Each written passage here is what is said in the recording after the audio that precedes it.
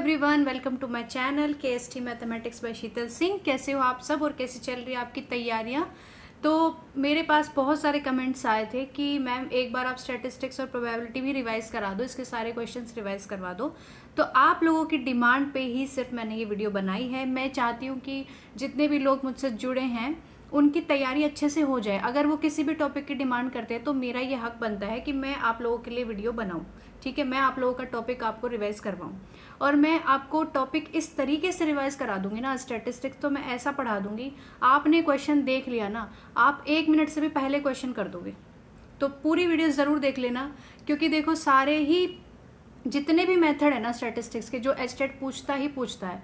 और एचटेट के एग्जाम में सीधे सीधे क्वेश्चन आते हैं स्टैटिस्टिक्स से। प्रोबेबिलिटी से थोड़ा सा घुमा के पूछता है फिर भी, लेकिन स्टैटिस्टिक के एकदम सीधे क्वेश्चन पूछता है कि आप डायरेक्ट फॉर्मूला लगाओ और आपका क्वेश्चन हो जाएगा। ठीक है, तो आपको परेशान होने की ज़रूरत नहीं है। ये आपकी मैराथन वीडियो है, थोड़ी सी लंबी होने वाली है, लेकिन हम इसमें आप अगर थोड़ा सा टाइम निकाल के ये वीडियो देख लोगे ना, तो आप ये मान लो कि आपके 5 नंबर तो पक्के हो जाएंगे। 4 या 5 नंबर आज आपके पक्के होने वाले हैं। और मुझे लगता है कि सब्जेक्ट में 4-4, 5-5, 2-2, 3-3 कर करके ही हम अच्छे मार्क्स अपने ला सकते हैं।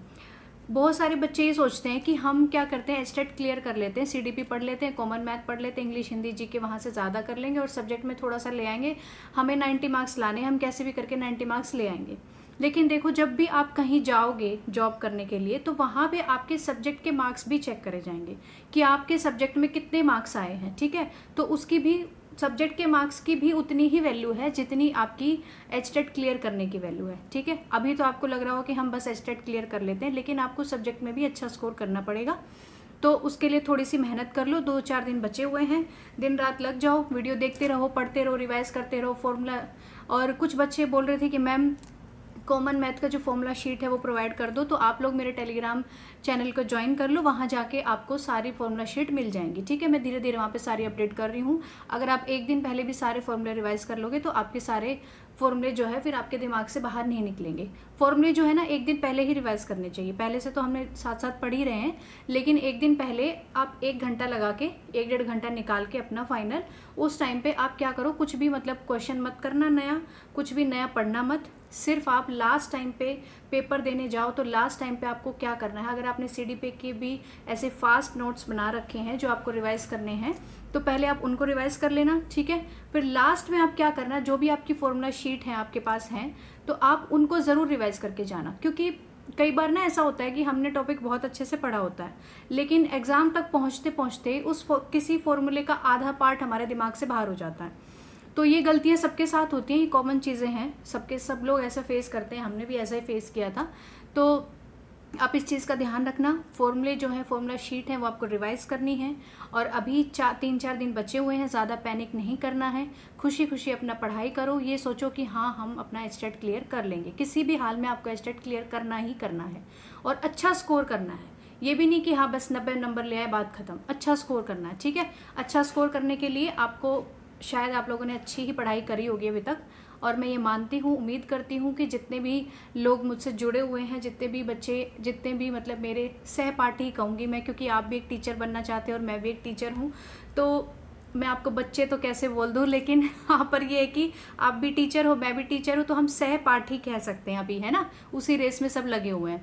मैं आप लोगों की हेल्प कर रही हूँ और आप भी शायद मेरी हेल्प कर रहे हो, है ना। मेरे चैनल को ग्रो करने में मेरी हेल्प कर रहे हो, और शायद आप लोगों की वजह से मेरा चैनल दूसरे स्टूडेंट्स तक पहुँचेगा। आगे भी हम तैयारी करेंगे। जो चंडीगढ़ TGT PGT मैथ का हमारा एग्जाम होने वाला है जुलाई में, जिसके नोटिफिकेशन आने वाले हैं, तो उसके लिए भी हम पढ़ने वाले हैं। ठीक है, अब इसके बाद फिर जब कुछ बच्चे ऐसे हैं जो मतलब DSSB और KVS NVS की तैयारी करते हैं, वहाँ पे हमें CTET की रिक्वायरमेंट होती है। CTET वहाँ पे मांगते हैं, PGT के लिए नहीं मांगते, लेकिन TGT के लिए मांगते हैं। तो हम CTET का भी पूरा कोर्स करने वाले हैं। जुलाई में हम पूरा CTET कवर कर देंगे।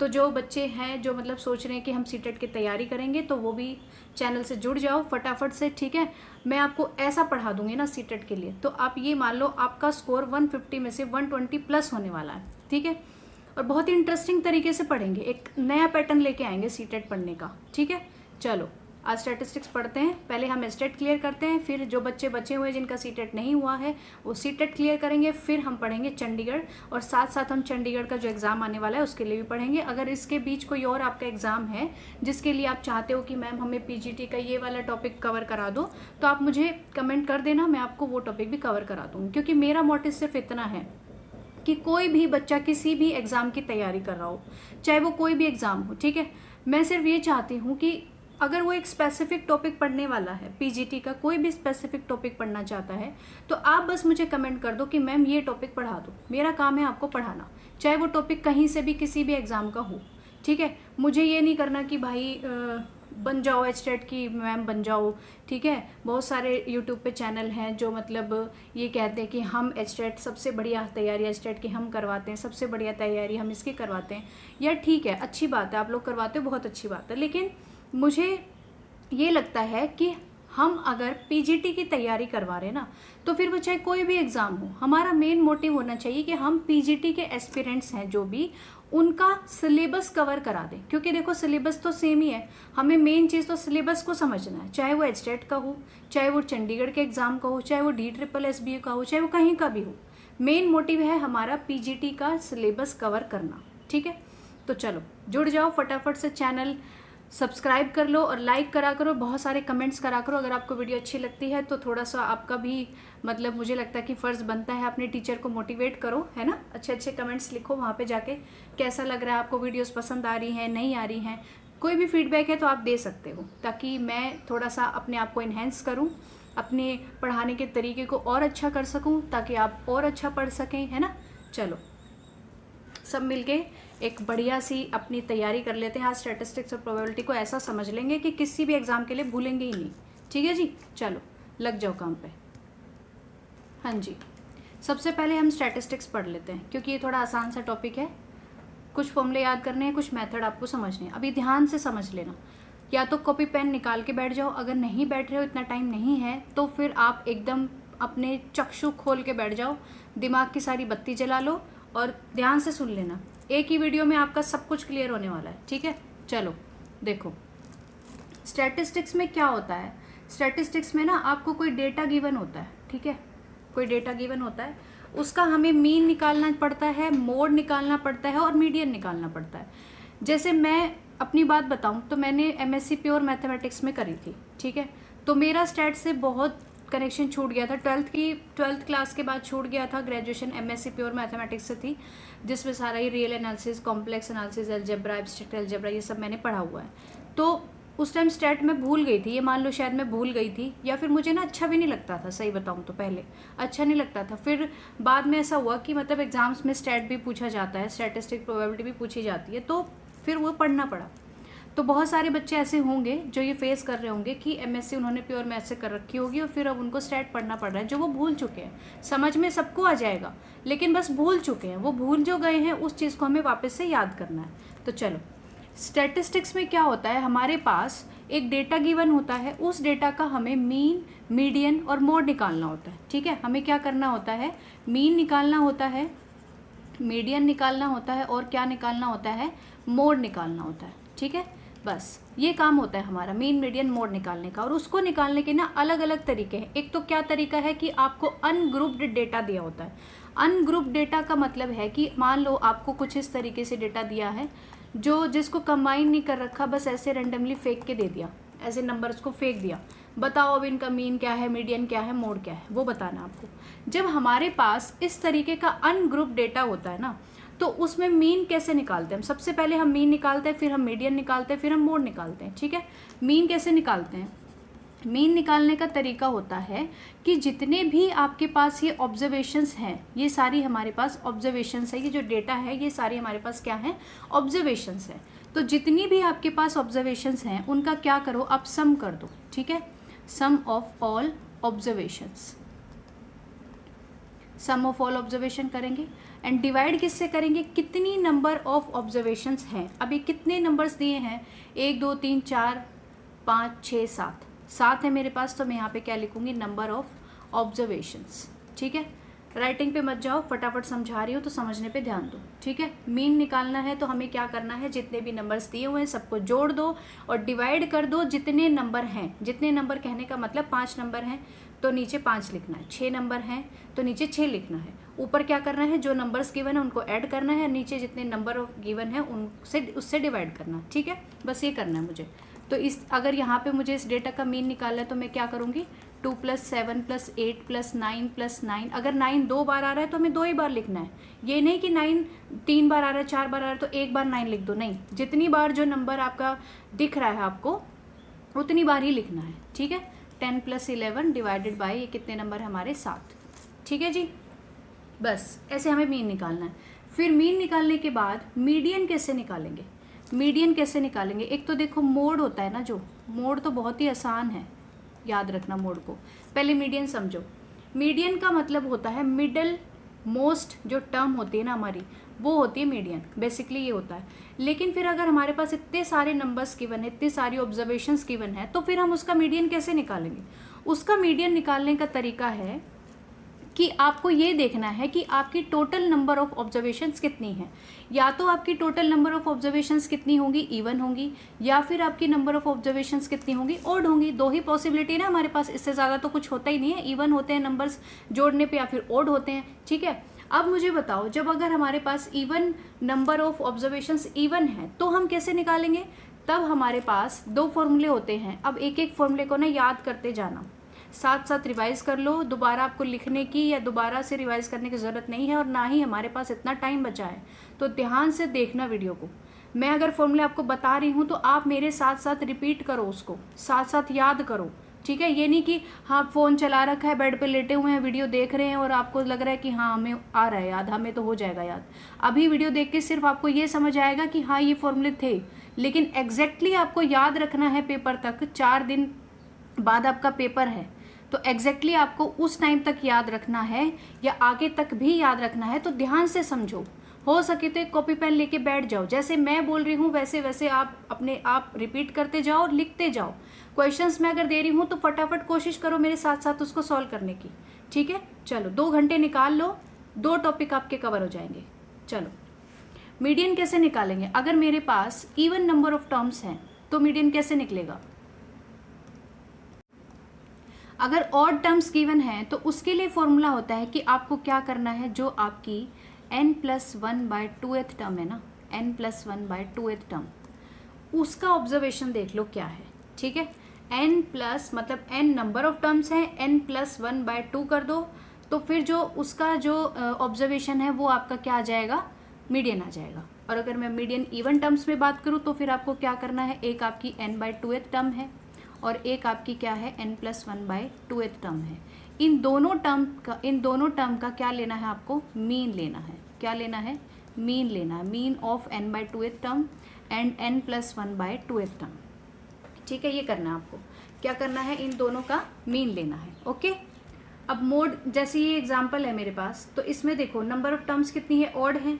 ऑड है तो मतलब मुझे क्या करना है, n+1/2th टर्म का ऑब्जर्वेशन देखनी है। n+2 n+1 मतलब 7+1/2th टर्म, तो ये कौन सी टर्म होगी, 4th टर्म हो गई। 4th टर्म पे जो आपकी ऑब्जर्वेशन गिवन है वही हमारा मीडियन होगा। 4th टर्म क्या है हमारी, 9 है, तो मेरा मीडियन क्या है, 9 है यहाँ से, ठीक है। और वैसे भी आप एक काम कर सकते हैं, हम क्या करते हैं, अगर जैसे हमारे पास ऑड टर्म्स है, 7 टर्म्स गिवन थी तो 7 टर्म है, तो हमें बीच वाली मिडिल मोस्ट टर्म हमारा मीडियन होता है। फॉर्मूला भी याद नहीं है तो भी आप दिमाग लगा सकते हो कि 7 हैं तो आप क्या करो, 3 एक तरफ छोड़ दो, 3 एक तरफ छोड़ दो, बीच वाला क्या बचा, बीच वाली ऑब्जर्वेशन जो बची वही हमारे मीडियन हो जाएगी, ठीक है।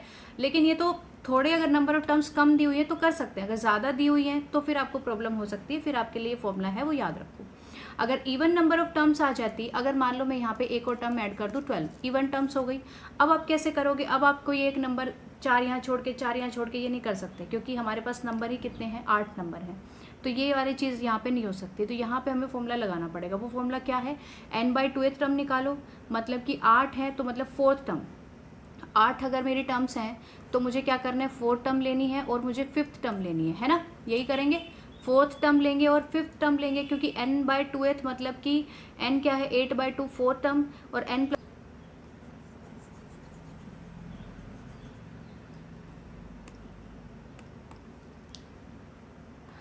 सॉरी यहाँ पे ना n/2 एक टर्म है और n/2 ये +1 अलग से है, ठीक है, कुछ इस तरीके से लिखने में गलती कर दी। ये n/2 है और +1 अलग है, ये n+1 नहीं है। जैसे यहाँ पे n+1 था, ये n+1 नहीं है, ये n/2 अलग है, +1 अलग से, ठीक है। सॉरी, ये मिस्टेक हो गई मुझसे लिखने में। तो अब हमें देखो क्या करना है। अगर हमारे पास इवन टर्म्स हैं, मतलब 8 हमारी ऑब्जर्वेशंस गिवन है, तो हम क्या करेंगे, इसका आधा करो। नंबर ऑफ टर्म्स हमारी 8 हैं तो उसका आधा कर दो। उसका आधा कितना आया, 4, ठीक है। मतलब मुझे 4th टर्म और इसके आगे वाली टर्म, चौथी टर्म और उससे आगे वाली 5वीं टर्म, इन दोनों टर्म्स का मुझे मीन निकालना है। 2 टर्म है तो जोड़ दो और 2 कर दो, ठीक है। अब देखो इससे 4th टर्म क्या हमारी 9 है, प्लस 5th टर्म भी 9 है। 9 + 9/2 = 18/2, मतलब मेरा फिर वापस से क्या आ जाएगा, 9 ही आ जाएगा, ठीक है। क्लियर हो गया। तो फॉर्मूला भी अगर आपको याद नहीं हो रहा है तो आप मीडियन को इस तरीके से समझ सकते हो। अगर आपकी नंबर ऑफ ऑब्जर्वेशंस ओड हैं तो आप क्या करो, जैसे कि मान लो आपके पास 9 है तो मैं 9 को कैसे लिख सकती हूँ, 4 इधर छोड़ दूँ, 4 इधर छोड़ दूँ, बीच वाला बच गया। क्या बच गया मेरा बीच वाला नंबर, वही मेरा मीडियन है, ठीक है। अब मान लो मेरे पास 10 टर्म है, इवन टर्म्स गिवन है, तो जितनी number of terms observations given है उसका आधा करो। 10 दी हैं तो उसका आधा क्या आएगा, 5। तो 5वीं टर्म और उससे अगली कौन सी है, 6ठी टर्म। 5वीं टर्म और 6ठी टर्म को जोड़ के 2 से भाग कर दो, वो फिर मेरा क्या आ जाएगा, मीडियन आ जाएगा in case of even number of observations. अब मोड क्या होता है, मोड होता है वो नंबर जो बार बार रिपीट हो रहा है, ठीक है। जो बार बार आपको दिख रहा है ना, ये जो जितनी भी नंबर ऑफ ऑब्जर्वेशंस हमें गिवन है, इनमें जो नंबर आपको बार बार दिख रहा है, जिसकी फ्रीक्वेंसी ज़्यादा आ रही है, किसकी फ्रीक्वेंसी ज़्यादा आ रही है, 9 की। 9 नंबर कुछ ज़्यादा ही उछल रहा है, बार बार दिख रहा है, तो यही हमारा क्या हो जाएगा, मोड हो जाएगा। बस, तो ज़्यादा दिखने वाला नंबर है वही फेमस हो जाता है, उसी को हम क्या बोलते हैं, मोड बोल देते हैं। ओके, चलो अब हम पढ़ेंगे, अगर हमें, लेकिन एक इस टाइप से क्वेश्चन भी आता है कि अगर मान लो आपको xi गिवन है और आपको fi गिवन है, मतलब ये आपकी ऑब्जर्वेशंस हैं 1st, 2nd, 3rd और 4th, ठीक है। 4 हमें ऑब्जर्वेशंस दे रखी हैं और वो ऑब्जर्वेशन मतलब उनकी फ्रीक्वेंसी क्या आ रही है, 5 है, 6 है, 2 है और 1 है, ठीक है। ये आपकी फ्रीक्वेंसीज हैं, गिवन है। तो इसका अगर मुझे मीन निकालना हो, तो फिर मैं कैसे निकालूंगी, इसका मीन निकालने का फॉर्मूला क्या है, इसका मीन कैसे निकालेंगे, हम बनाएंगे एक टेबल, ठीक है। ये भी हमारे पास अनग्रुप डेटा है तो इसकी टेबल बनती है, xi लिखा जाता है और fi लिखा जाता है और फिर हम इन दोनों को मल्टीप्लाई कर देते हैं, xi into fi into xi, ठीक है। देखो हमारे पास कितने xi गिवन है, 4 गिवन है, और क्या गिवन है, 5, 6, 2 और 1, ठीक है। ये मैं ऐसे ही आपको सिंपल सा एग्जांपल लेके समझा रही हूँ, फिलहाल आप समझने पे ध्यान दो बस। देखो तो फिर हमें क्या करना है, इनकी मल्टीप्लाई करनी है सीधे सीधा, 5, 6 दूनी 12, 3 दूनी 6 और 4 एकम 4। फिर हमें क्या करना है, जो ये नंबर ऑफ फ्रीक्वेंसीज है ना, इनको जोड़ो, इनको बोलते हैं हम कैपिटल N, ठीक है।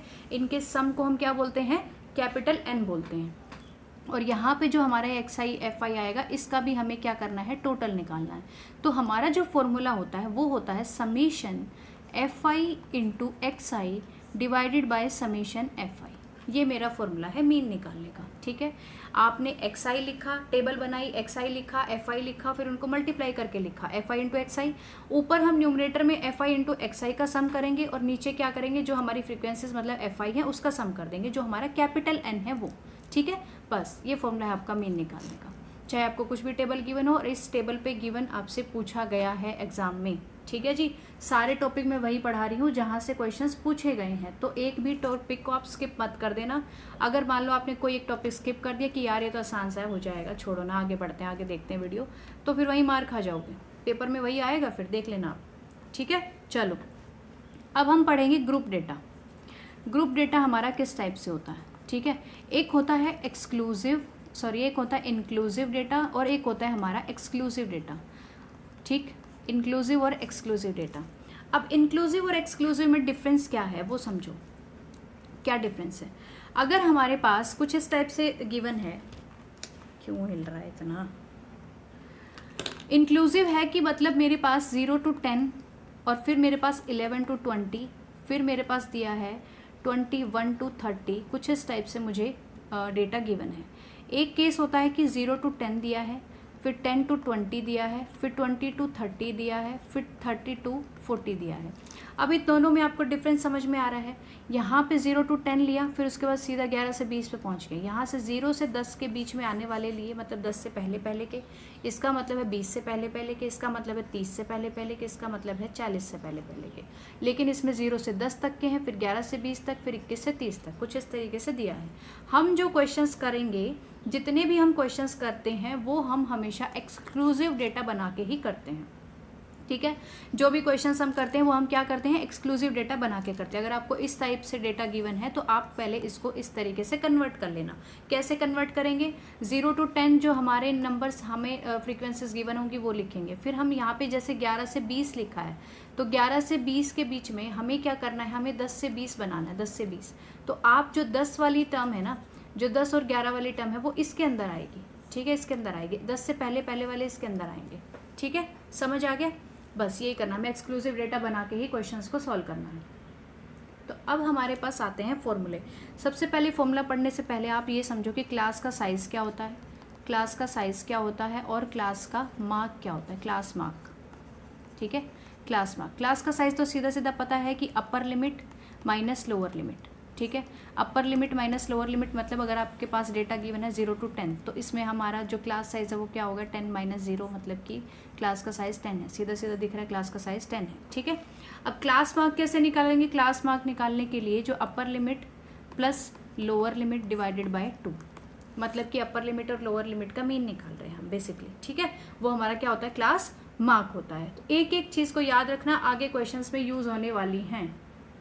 चलो, अब इसके बाद हमारे पास आता है ग्रुप डेटा का मीन निकालने का फॉर्मूला। सबसे पहले हम निकाल रहे हैं मीन। मैं आपको मीन निकालने के 3 तरीके बताती हूँ, एक और वो कौन से तरीके किस किस के लिए हैं, ग्रुप डेटा के लिए। ठीक है, सबसे पहले हमारे पास XI होगा, FI होगा, फिर हमें निकालना है FI × XI। यही तरीका अभी हमने पीछे पढ़ा था, वो ग्रुप डेटा में भी यही हमारा तरीका है। अगर मेरे पास डेटा गिवन है 10 से 20, 20 से 30 और 30 से 40, कुछ इस तरीके से मुझे डेटा गिवन है, तो ये हमारा XI हो गया। ठीक है, अब हमें क्या करना है, ये जो डेटा गिवन है ग्रुप डेटा, इसका मुझे XI निकालना पड़ेगा। ये XI नहीं है, इसका मुझे XI निकालना पड़ेगा। और वो XI क्या होगा, वो XI क्या होगा, क्लास मार्क होगा आपका। ठीक है, वो XI इस केस में क्या होगा, जब हमने पीछे पढ़ा था उसमें सीधा सीधा XI और FI दिया हुआ था, लेकिन यहाँ पे नहीं दिया है, यहाँ पे हमें XI बनाना पड़ेगा। और वो क्या बनता है, क्लास मार्क बनता है। अभी जो हमने पढ़ा, लोअर लिमिट अपर लिमिट का मीन निकालेंगे, मतलब 10 और 20 को जोड़ो 30 आया, 30 को 2 से भाग करेंगे कितना आ गया, 15। तो ये यहाँ पे XI कितना आ गया, 15। यहाँ पे मेरा XI कितना आएगा, 30 और 20 50, 50 को आप 2 से भाग करोगे तो 25। तो यहाँ पे मेरा XI इस तरीके से आएगा। ठीक है, ये XI निकालना कैसे है वो समझ आ गया। अब इसके बाद हमारा FI तो क्वेश्चन में गिवन ही होगा कि 10 से 20 का जो FI है वो कितना है। मान लो वो है 23 या 24, कुछ इस तरीके से। हो गया क्लियर। अब आपको क्या करना है, इनकी मल्टीप्लाई करनी है, मतलब FI × XI निकालना है। फिर हमारा सेम फॉर्मूला लगाना है हमें, summation FI × XI divided by summation FI। ठीक है, ये फॉर्मूला हो गया मीन निकालने का। अगर आपको डायरेक्टली मीन निकालना है तो ये होता है डायरेक्ट मेथड, मीन निकालने का डायरेक्ट मेथड। अब मैं आपको 2 अलग मेथड सिखाने वाली हूँ। एक होता है assumed mean method. Assumed mean method में क्या करते हैं, हम एक मीन को एज्यूम कर लेते हैं। ठीक है, देखो, एक फिर होता है स्टेप डेविएशन मेथड। सबसे पहले मैं आपको एज्यूम मीन मेथड बताती हूँ कैसे करते हैं। जैसे मान लो मेरे पास यही टेबल ले लो, ठीक है, ऐसे ही टेबल ले लो। अभी बनाते रुको, थोड़ा सुंदर बनाते हैं इसको।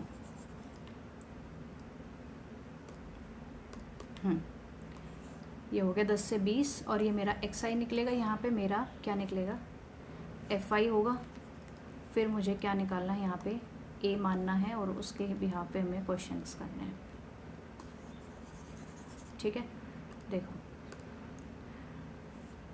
हाँ, तो चलो यहाँ पे XI हम निकाल लेंगे। ये तो हो गया हमारा, क्या आया था यहाँ से 15 और ये 25 और ये हो गया 35।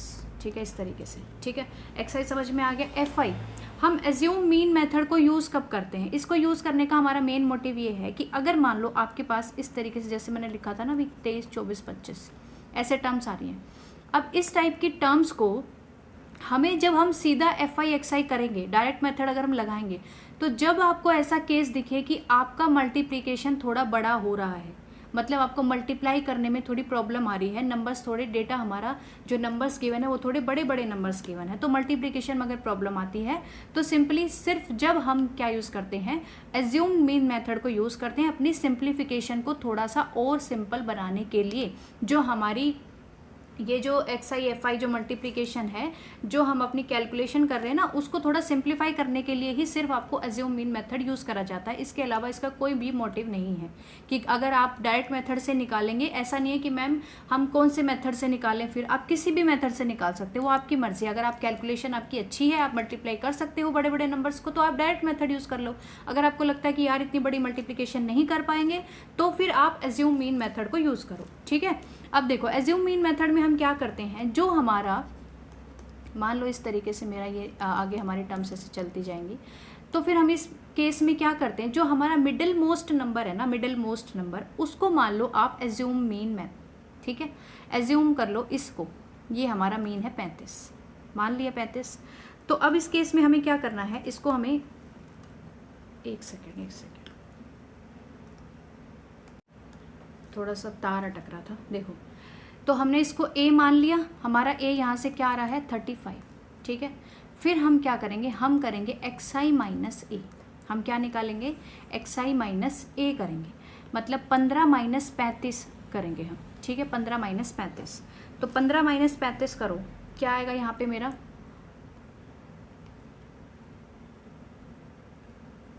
माइनस के 20, है ना, माइनस का 20 आएगा।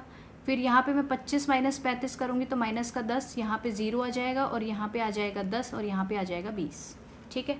अब आपका डेटा आ गया है, ये जो xi माइनस ए बोलते हैं ना, इसको हम di बोलते हैं, ठीक है, इसको हम क्या बोलते हैं, di बोलते हैं, या फिर आप ui बोलते हैं, बोल दो, इसको आप कुछ भी नाम दे दो अपनी मर्जी से, लेकिन यहाँ पे जो फॉर्मूले हमारे गिवन है उसमें इसको di माना हुआ है, ठीक है। तो फिर हमें क्या करना, हमारा di निकल गया और हमारा fi निकल गया। जब हम पिछले केस में क्या कर रहे थे, fi इंटू xi कर रहे थे, यहाँ पे हम क्या करेंगे, fi इंटू di करेंगे। आप इन दोनों की मल्टीप्लाई करो, इन दोनों की मल्टीप्लाई करो, इनकी मल्टीप्लाई करो, इनकी मल्टीप्लाई करो और इनकी मल्टीप्लाई करो, फिर आपके पास fi इंटू di आ जाएगा fi इंटू di। फिर आपको फॉर्मूला क्या लगाना है, अब पिछले केस में था fi इंटू xi, यहाँ पे क्या बन गया fi इंटू di, और समेशन के नीचे समेशन क्या आ रहा था, fi आ रहा था, है ना, उस केस में भी। लेकिन जब हमने एज्यूम मीन को एज्यूम किया है तो उस चीज़ को क्या हम छोड़ देंगे, नहीं छोड़ेंगे, हमारे फॉर्मूले में भी उसको ऐड करना पड़ेगा हमें। तो मतलब a plus summation fi di upon fi, ठीक है। ये मेरा किसका फॉर्मूला हो गया, मीन निकालने का फॉर्मूला हो गया। क्लियर हो गया आपको, बस इतना ही करना है, कुछ नहीं करना है। अगर आपको ये फॉर्मूले याद ना आए पेपर में तो मेरी आपसे रिक्वेस्ट है, आप डायरेक्ट मेथड लगा देना, fi xi करना डिवाइडेड बाय fi करना, तो भी आपका आंसर आ जाएगा, ओके। अगर आप चाहते हो कि आपको ये मेथड सीखने हैं कि आपकी कैलकुलेशन इजी हो जाए तो आप सीख लो, वहाँ पे ऐसे स्पेसिफिक तो पूछेगा नहीं कि स्टेप डेविएशन से करके दिखाओ, है ना। हमारा जो पेपर है वो सब्जेक्टिव तो है नहीं, ऑब्जेक्टिव है।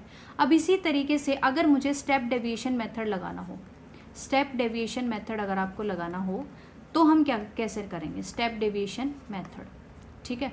उस केस में हम क्या करते हैं, जैसे अभी हमने क्या किया, xi माइनस ए किया, है ना, xi माइनस ए किया, तो कैलकुलेशन अगर और ज़्यादा बढ़ रही है तो उसको और छोटा करने के लिए हम क्या करते हैं, h से डिवाइड कर देते हैं, जो हमारा साइज़ है ना क्लास का साइज़, उससे डिवाइड कर देते हैं, फिर वो नंबर और छोटा बन जाता है। बस यही करना है। तो हमें क्या करना है, जो हमारे xi गिवन है, फिर हमारे fi गिवन है, फिर हम क्या करेंगे, a मानेंगे कहीं से, कोई a आपने एज्यूम कर लिया मीन, ठीक है। फिर आपने एक a मान लिया तो आप क्या करेंगे, आप ui निकालेंगे। यहाँ पे ui कैसे निकलेगा, xi माइनस a करेंगे और उसको डिवाइड कर देंगे h से, ठीक है। क्लियर हो गया, क्या करेंगे आप xi माइनस a करेंगे और उसको डिवाइड कर देंगे h से, उसको डिवाइड कर दो, ठीक है। तो इसको फिर हमें क्या बोलती हूँ, di, ये ui था तो इसके बाद ये h से डिवाइड करने के बाद ये di बन जाएगा। अब मुझे क्या करना है, अब मुझे fi इंटू di करना है। एक केस में मैंने fi xi किया, एक में fi ui करा, अब मैं fi di कर रही हूँ, बस कुछ नहीं कर रहे। और इसके बाद फिर हमारा जो फाइनल हमें समेशन यहाँ पे कैपिटल N ये होगा, इसका समेशन करना है और fi di का समेशन करना है, मतलब टोटल करना है। तो हमारा फॉर्मूला क्या बनेगा, पिछले फॉर्मूले में fi xi अपॉन fi था, फिर हमने एज्यूम किया a को तो हमने a को जोड़ दिया। अब हमारे पास h भी आ रहा है, h क्या है, क्लास साइज है, ठीक है, क्लास साइज। अब h भी आ रहा है तो फॉर्मूले में h को भी लेना पड़ेगा, फॉर्मूले में h को भी लेना पड़ेगा, तो मतलब मैं क्या करूँ, पहले तो आप इस a को ही जोड़ो, ठीक है, ये a को हमने लिया है, माइनस करा है, तो इसको जोड़ना पड़ेगा, इसको जोड़ दो। क्या करेंगे, into F I into D I, ये तो हमें लेके चलना है, समेशन एफ आई। अब h को मल्टीप्लाई कर दो, आपने h को h से भाग किया था तो आप इसको गुणा कर दो, a को आपने माइनस किया था तो आप फॉर्मूले में a को जोड़ दो, बस ऐसे याद रखो, ठीक है। क्लियर होगा। आई होप कि आपको ये मेथड जो है वो अच्छे से समझ में आ गए होंगे। बस अब क्वेश्चंस प्रैक्टिस अगर मैं कराऊंगी, अभी कराऊंगी, PYQ जो है उससे कराऊंगी, आप एक बार से फॉर्मूले याद कर लो, फिर उसके बाद हम सारे क्वेश्चन प्रैक्टिस करेंगे, ठीक है। अब इसके बाद हमारे पास बात आती है कि सेंट्रल टेंडेंसी क्या होती है। मैम बताओ कि सेंट्रल टेंडेंसी क्या होती है। सेंट्रल टेंडेंसी, और फिर सेंट्रल टेंडेंसी क्या होती है, उसके बाद फिर हम निकालेंगे कि हमें मीन, क्वेश्चन जो आपके आते हैं ना वो इस तरीके से आते हैं कि आप मीन डेविएशन निकालो फ्रॉम मीन, मीन डेविएशन निकालो और आपको मीन से निकालना है, मीन डेविएशन निकालो फ्रॉम मीडियन, इस तरीके से क्वेश्चन आते हैं। तो ये जो हमारा ग्रुप डेटा था इसका हमने मीन पढ़ लिया। अब इसका मीडियन निकालने का तरीका देखो, अगर मीडियन निकालना आ गया, मोस्टली मीडियन निकालना ही पूछा जाता है क्योंकि मीन में कैलकुलेशन ज़्यादा हो जाती है, टाइम ज़्यादा लगता है, मीडियन में टाइम कम लगता है, तो मोस्टली मीडियन पूछा जाता है। तो आप मीडियन समझो। सबसे पहले हमें क्या देखना है, हमें देखना है एक्स आई, फिर हमें देखना है एफ आई, ठीक है। ऐसे हमने टेबल बनानी है, एक्स आई लिखना है और हमने एफ आई लिखना है और हमें टेबल बना देनी है। टेबल बनाने के बाद आप क्या करोगे, अगर आपको किसी को ये जो टॉपिक मैं आज पढ़ा रही हूँ अगर आप लोगों को समझ आ जाए और आपको क्वेश्चंस भी आपके क्लियर हो जाएं, ठीक है, तो आप मुझे कमेंट सेक्शन में लिख के ज़रूर बताना कि मैम हमारा टॉपिक क्लियर हो गया या नहीं हो गया। जो भी आपका रिस्पॉन्स है ये देखने के बाद वीडियो, तो मुझे ज़रूर कमेंट करके बताना, ठीक है जी। Thank you.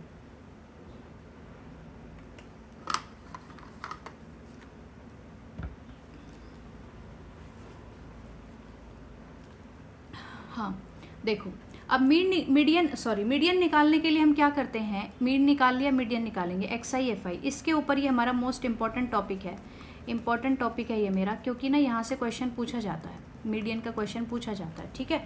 तो देखो एक्स आई एफ आई अगर गिवन हो तो यहाँ पे हम क्या करते हैं ना, यहाँ पे हम कॉम्युलेटिव फ्रीक्वेंसी निकालते हैं। कॉम्युलेटिव फ्रीक्वेंसी, कॉम्युलेटिव फ्रीक्वेंसी का मतलब क्या होता है, कुछ है मतलब नहीं है, नया कुछ है नहीं। देखो यहाँ पे आपको अगर दिया है 0 to 10, 10 to 20, 20 to 30, ठीक है, 20 to 30 दिया है और ये 30 to 40 दिया है। ये मेरी टेबल आ रही है एक्स आई की, ठीक है। अब इसके बाद मेरे पास एफ आई में दिया है 4, 5, 6 और 7। अब मुझे निकालना है कॉम्युलेटिव फ्रीक्वेंसी। तो कॉम्युलेटिव फ्रीक्वेंसी निकालने के लिए आप क्या करेंगे, जो आपका फर्स्ट ये इंटरवल है यहाँ पे आप सीधा का सीधा 4 लिख देंगे। अब कॉम्युलेटिव का मतलब होता है कि जिस फ्रीक्वेंसी, मतलब जिस इंटरवल की हम बात कर रहे हैं, जिस क्लास साइज की हम बात कर रहे हैं, जिस क्लास में हम चल रहे हैं, उसकी फ्रीक्वेंसी और उससे पहले आने वाली जितनी भी क्लासेस थी सबकी फ्रीक्वेंसी को ऐड करके लिखना है, कॉम्युलेट करना है, ठीक है। तो यहाँ पे अगर मैं इस वाले इंटरवल में जा रही हूँ 10 से 20 वाले में, तो मैं क्या करूँगी, ये फ्रीक्वेंसी 5 है, इससे पहली वाली कितनी है 4, तो इन दोनों को जोड़ दो, 5 और 4 9, ठीक है। अब क्या करेंगे, अब यहाँ से यहाँ तक का जो सम कितना आ रहा है 9, तो 9 के बाद ये भी जोड़नी पड़ेगी, मतलब इससे पहले वाली सारी फ्रीक्वेंसीज को मुझे ऐड करना है। तो इन सारे नंबर्स को ऐड करोगे, 9 और 6 कितने हो गए 15। अब इसके बाद इसके लिए मुझे क्या करना है, इस सारे नंबर्स को जोड़ना पड़ेगा, 7 और इससे पहले वाले आने वाली जितनी भी फ्रीक्वेंसी है सबको ऐड करना पड़ेगा। तो 7 में आप सबको जोड़ो, 15 में 7 जोड़ दो, 15 में 7 जोड़ दो, कितना आएगा 22। बस ये करना है।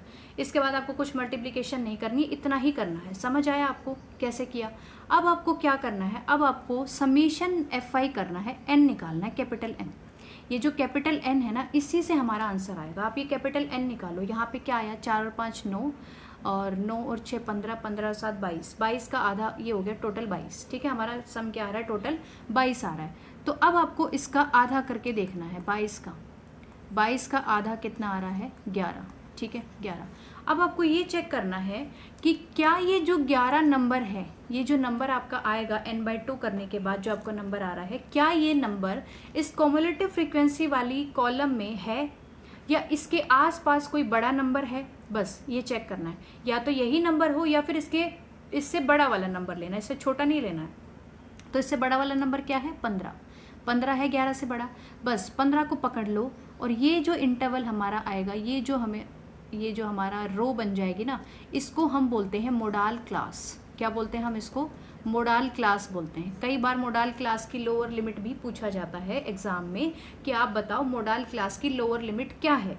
तो आपको पता ही नहीं है कि मोडल क्लास निकालनी कैसे, तो कैसे निकालेंगे। तो यही एक तरीका है कि आपको कुछ नहीं करना, जो FI गिवन है उनको जोड़ो और उसको 2 से भाग कर दो, उसका आधा कर दो, मतलब उस सम का जो वो नंबर आएगा उस नंबर को हमें कॉम्युलेटिव फ्रीक्वेंसी में चेक करना है कि क्या वो नंबर है। अगर वो नंबर है तो बहुत अच्छी बात है, और नहीं है तो उसके पास जो बड़ा नंबर है वो लेना है हमें, ठीक है, उससे बड़ा नंबर लेना है। उससे बड़ा नंबर क्या है, 15 नंबर है।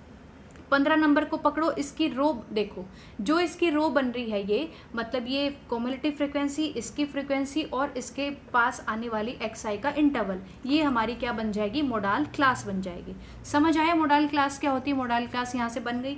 अब हमें क्या चेक करना है, अब हमें निकालना था मीडियन। तो मीडियन निकालने का फॉर्मूला होता है, मीडियन निकालने का क्या फॉर्मूला है मीडियन। अब मुझे अगर मीडियन निकालना है तो उसका फॉर्मूला है कि आपको करना है L प्लस N/2 माइनस यहाँ पे आएगा F, यहाँ पे आएगा minus cumulative frequency into H।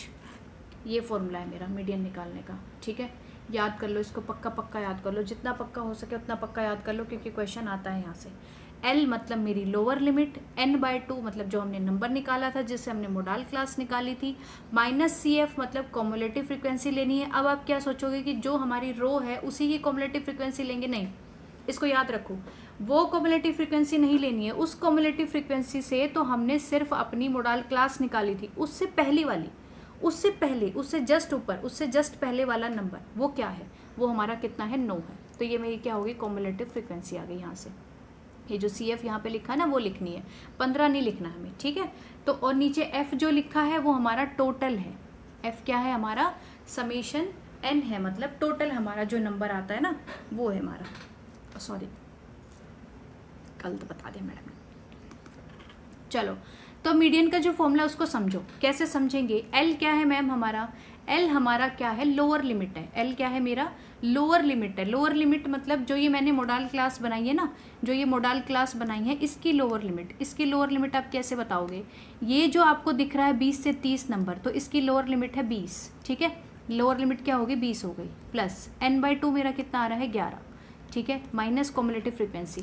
Cumulative frequency अब आप सोचेंगे कि 15 लिखना है, 15 नहीं लिखना हमें, ठीक है, 15 नहीं लिखना है। इसके बिहाफ पे तो हमने सिर्फ मोडाल क्लास बनाई थी। इससे पहले आने वाला नंबर, इससे पहले आने वाला नंबर मतलब कि इससे छोटा, छोटे जो कॉम्युलेटिव फ्रीक्वेंसी है वो वाली लेनी है। इससे छोटी क्या आ रही है, इसके जस्ट पहले वाली 9 आ रही है, ठीक है। तो हमें -9 करना है। समय नीचे लिखेंगे F मतलब इस इंटरवल में क्या फ्रीक्वेंसी है मेरी, 6 आ रही है, तो इसको मैं लिखूंगी 6 इंटू H मतलब मेरा क्लास का साइज।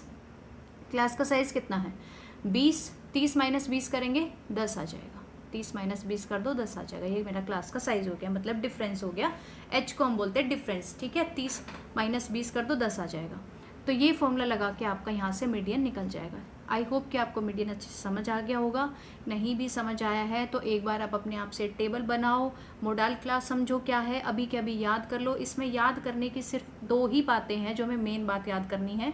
वो क्या है कि आपको सबसे पहले N/2 करना है। जो नंबर आएगा या तो वो नंबर आपको कॉम्युलेटिव फ्रीक्वेंसी में दिख रहा हो, अगर नहीं दिख रहा है तो कॉम्युलेटिव फ्रीक्वेंसी में उससे बड़ा नंबर ले लो, उससे छोटा नहीं लेना, उससे बड़ा वाला नंबर ले लो। और फिर जो वो रो बन रही है वो हमारा मोडाल क्लास हो जाएगा। उस मोडाल क्लास की हमें फ्रीक्वेंसी यूज़ करनी है, लोअर लिमिट यूज़ करनी है, उसका डिफरेंस यूज़ करना है, और लेकिन उसकी कॉम्युलेटिव फ्रीक्वेंसी को यूज़ नहीं करेंगे। उसके साथ बहुत बड़ा अन्याय हो रहा है कि उसकी कॉम्युलेटिव फ्रीक्वेंसी उसी को लेके हमने रो बनाई, लेकिन हम उसको यूज़ नहीं कर रहे हैं, ठीक है। उससे पहले वाली यूज़ करेंगे, मतलब उससे पहले वाली, उससे छोटी वाली, वो हमारी आ रही है 9, ठीक है। अब मोड कैसे निकालेंगे, मोड निकालने का क्या तरीका है, मोड निकालने का फॉर्मूला क्या है। मोड में भी आपको यही करना है कि आपको सबसे पहले मोडाल क्लास निकालनी है, ठीक है। मोड में भी आपको क्या करना है, सबसे पहले आपको मोडाल क्लास निकालनी है। सेम यही तरीका है, इससे अलग कोई तरीका नहीं है। बस इसके लिए आपको एक और फॉर्मूला लगाना पड़ता है। वो फॉर्मूला क्या है कि सबसे पहले आपने मोडाल क्लास निकाली, फिर उसके बाद आपने क्या किया, आप इनको नाम दे देंगे। उसका फॉर्मूला जो है ना उसमें वैल्यूज़ पुट करनी है, उसको आप क्या नाम देंगे, ये हमारी आएगी F1, ये मेरी आएगी F0 और इससे आगे वाली आएगी F2, ठीक है। जो मोडाल क्लास के अंदर मेरी फ्रीक्वेंसी है उसको मैं F1 मानूंगी, उससे पहले वाली F0 और उसके बाद वाली F2, ठीक है। अब मोड का फॉर्मूला क्या होगा, मोडाल क्लास याद रखना, उसके बिना जो है आप ना तो मीडियन निकाल सकते हैं और ना ही आप मोड निकाल सकते हैं। ठीक है, तो मोड का फॉर्मूला मेरे पास होता है एल, सेम वही है एल, वहाँ पे हमने L n/2 minus C F करा, तो यहाँ पे हम क्या करते हैं f1 माइनस f0 करते हैं डिवाइडेड बाय 2 इंटू f1, मतलब f1 जो है ना वो मेन है, वही मेन है, उसमें से माइनस करना है हमें। ठीक है, f1 माइनस f नोट कर रहे हैं, 2f1 minus f2 minus f0। ठीक है, वहाँ पे भी हमने इंटू एच किया था, तो यहाँ पे भी इंटू एच करेंगे। ये आ गया मेरा मोड का फॉर्मूला, याद कर लो, अभी के अभी रट्टा मार लो, चाहे समझ लो, चाहे कुछ भी कर लो, लेकिन याद कर लो। ठीक है, लोअर लिमिट लेनी है मोडाल क्लास की, f1 और f0 और f2 ले रहे हैं तो सबका यूज़ करना पड़ेगा फॉर्मूले में। f1 माइनस f0 करो, डिवाइड कर दो 2 इंटू f1, नीचे ऐसे याद रखो कि हमें तीनों नंबर लेके चलने हैं नीचे, लेकिन हमें जो f1 है वो हमारा मेन है, तो उसको हम दुगना कर दे रहे हैं और उसमें से 2 नंबर को माइनस कर रहे हैं। 2 नंबर कौन कौन से हैं, f0 और f1। ठीक है, इंटू कर दो h से, हो गया याद, बस ऐसे मोड निकालना है आपको। अब आप समझो कि सेंट्रल टेंडेंसी क्या होती है हमारी। सेंट्रल टेंडेंसी वो होती है कि जो हमारा डेटा है ना, हमारा डेटा कहाँ पे सेंटर्ड है, कोई एक ऑब्जर्वेशन, कोई एक फ्रीक्वेंसी ऐसी होगी जहाँ पे हमारा जो डेटा है वो सेंटर्ड होगा। लेकिन अगर हमें थोड़े से ऑब्जर्वेशन दे रखे हैं तो वहाँ पे हम बता सकते हैं कि सेंट्रल टेंडेंसी क्या है। अगर हमारे पास बहुत ज़्यादा डेटा गिवन है तो उस केस में हमें सेंट्रल टेंडेंसी निकालने के लिए कुछ टर्म्स को यूज़ करना पड़ता है। ठीक है, वो जो टर्म्स हैं उनको फिर हम समझने वाले हैं। देखो चलो आपके एग्ज़ाम में ना कम से कम भी 5 से 6 क्वेश्चंस पूछे गए हैं, और वो पूछे गए हैं कि मीन डेविएशन निकालो अबाउट मीन डेविएशन निकालो अबाउट मीडियन। ठीक है, तो देखो कैसे करेंगे। अगर मुझे मीन डेविएशन निकालना है, क्या निकालना है, मीन डेविएशन निकालना है अबाउट, किस किस के अबाउट निकालना है, या तो आपको कोई नंबर गिवन होगा, या फिर बोलेगा कि अबाउट मीन निकालो, या फिर बोलेगा कि अबाउट मीडियन निकालो। ठीक है, मीन डेविएशन निकालने का बोलता है और कहता है कि अबाउट ए निकालो, अबाउट मीन निकालो, या अबाउट मीडियन निकालो, किसी एक के अबाउट हमें निकालना होता है। ठीक है, तो फिर उस केस में हम कैसे पढ़ते हैं कि अगर आपको मीन डेविएशन निकालना है अबाउट ए सबके फॉर्मूले सेम है, बस मीन मीडियन और ए चेंज हो जाएगा। वहाँ पे फॉर्मूला हमारे पास क्या है कि हमें करना है, उसका फॉर्मूला क्या है कि आपको क्या करना है, 1/n, जो टोटल नंबर हमारी कितनी ऑब्जर्वेशन है वो लिखेंगे, समेशन करेंगे हम, किसका करेंगे, मॉड ऑफ xi माइनस ए का। ठीक है, जितने हमारे xi हैं सब में से a को माइनस करते जाएंगे, फिर उन सबको मॉड करेंगे और उसको ऐड करेंगे और फिर n से डिवाइड कर देंगे। ये तो मेरा आएगा मीन डेविएशन अबाउट a। अब मीन डेविएशन अबाउट मीन निकालूंगी तो फिर मैं क्या करूँगी, 1/n समेशन क्या करना है, xi माइनस x बार, और x बार क्या है, मेरा मीन है। ठीक है, x बार मेरा क्या है, मीन है, और वो पहले आपको डेटा गिवन है उसका मीन निकालना पड़ेगा। अबाउट अगर मीडियन बोल रहा है तो मुझे क्या करना है, 1/n summation xi minus m, मतलब कि मीडियन। ठीक है, ये फॉर्मूला है, बस ये 3 फॉर्मूले हैं, आपको याद कर लो। इन पे क्वेश्चन मोस्ट इम्पॉर्टेंट टॉपिक है, यहाँ से क्वेश्चन आता ही आता है, और ये क्वेश्चंस आपके बहुत ज़्यादा इजी हैं। इसमें आपको सिर्फ फॉर्मूले लगाने, इसके अलावा कोई कथा नहीं करनी। ठीक है, समझ लो। फिर आपको बस ये देखना है कि अगर आपको मीन निकालना है तो आपका डेटा किस टाइप का गिवन है, अनग्रुप डेटा है या ग्रुप डेटा है, उस टाइप से आपको मीन और मीडियन निकालने हैं। बेसिकली वैसे तो अनग्रुप डेटा ही देता है, सिंपल सा डेटा दे देता है, उसका आपको मीन पता चल जाएगा, 5-6 नंबर होंगे, उनको ऐड करो, 6 से डिवाइड कर दो, मीन आ जाएगा, बस फिर ये फॉर्मूले में पुट कर दो, आपका मीन डेविएशन आ जाएगा। ठीक है, बस यही सब आपको करना है। तो आप एक आता है कि वेरिएंस कैसे निकलेगा और आपका स्टैंडर्ड डेविएशन कैसे निकलेगा, क्या निकलेगा, स्टैंडर्ड डेविएशन। ठीक है, वेरिएंस और स्टैंडर्ड डेविएशन का फॉर्मूला जो अभी हमने निकाला है, mean deviation about mean deviation about median, वो भी बोलेगा कि किसके अबाउट निकालना है। तो उसमें क्या करना है, अभी जो आपने फॉर्मूला करा ना 1/n समेशन किसका करा, xi माइनस x बार का, है ना, इसका समेशन किया है। तो हमें क्या करना है, यहाँ पे वेरिएंस निकालने के लिए हम इसका स्क्वायर कर देते हैं। वेरिएंस निकालने में हम क्या कर देते हैं, इसका सीधा सीधा स्क्वायर कर देते हैं।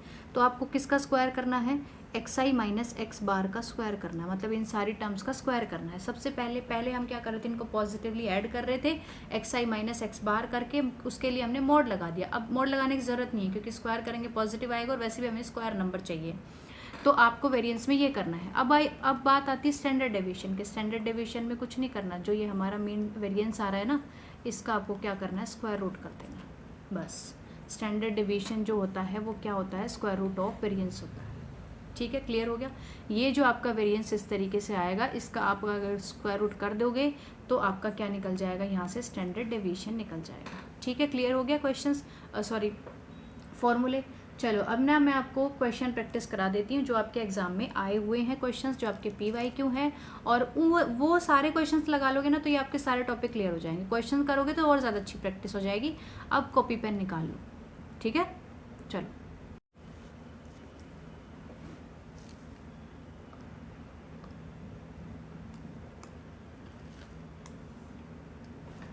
चलिए अब हम करते हैं क्वेश्चंस। देखो इस क्वेश्चन में बोल रखा है if the mode of 8, 15, 7, 7, 9, 2, 9 and x is 9, तो x क्या होगा। ठीक है, हमें ये बताना है x क्या होगा। अब मैंने आपको सिखाया था, जब आपको रेंडमली ऐसे ही नंबर्स दे रखे हैं, ऑब्जर्वेशंस आपकी ऐसे ही नंबर्स गिवन है, तो आपको उस केस में मोड निकालना है। तो मतलब क्या है, वो नंबर जो बार बार हमारा दिख रहा है वो। ठीक है, एक तो सीधा तरीका ये है कि अगर मुझे यहाँ पे मोड इसने 9 दे रखा है, मोड इस केस में अगर इसने 9 दे रखा है, ठीक है, मोड अगर 9 दे रखा है और इसने ऑब्जर्वेशंस दे रखी है 8, 15, 7, 7, 9, 2, 9 और x, तो आप देखो कि कौन सा नंबर बार बार आ रहा है।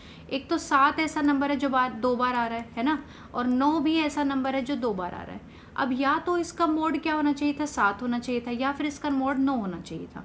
लेकिन जब इसने मोड 9 गिवन है तो इसका मतलब जो x है ना वो भी हमारा क्या होगा, 9 होगा। उसकी प्रोबेबिलिटी भी 9 ही आएगी।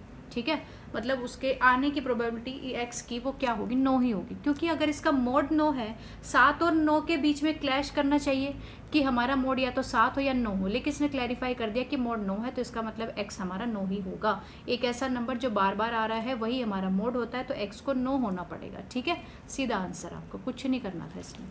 नेक्स्ट क्वेश्चन देखो, नेक्स्ट क्वेश्चन में आपसे पूछा है if mean and mode of some data 4 and 10 respectively its median will be. एक बहुत ही इंटरेस्टिंग फॉर्मूला है जो हमें ये बताता है कि मीन, मीडियन और मोड आपस में किस तरीके से कनेक्टेड है, इन तीनों के बीच में क्या रिलेशन है। तो वो क्या रिलेशन होता है, सबसे पहले ना आप पीछे से देखेंगे। ठीक है, हमने क्या निकाला, सबसे पहले हमने मीन निकाला, फिर हमने क्या निकाला, मीडियन निकाला। मीन के बाद हम क्या निकाला, मीडियन निकाला, फिर मैंने क्या निकाला, मोड निकाला। तो मेरा फॉर्मूला ये होता है, ये फॉर्मूला होता है। और वो कैसे होता है ये याद रखो कि यहाँ पे मुझे माइनस करना है। ठीक है, और इसके अलावा क्या मीडियन, क्या mode is equal to median minus mean होता है, नहीं, ऐसा नहीं होता।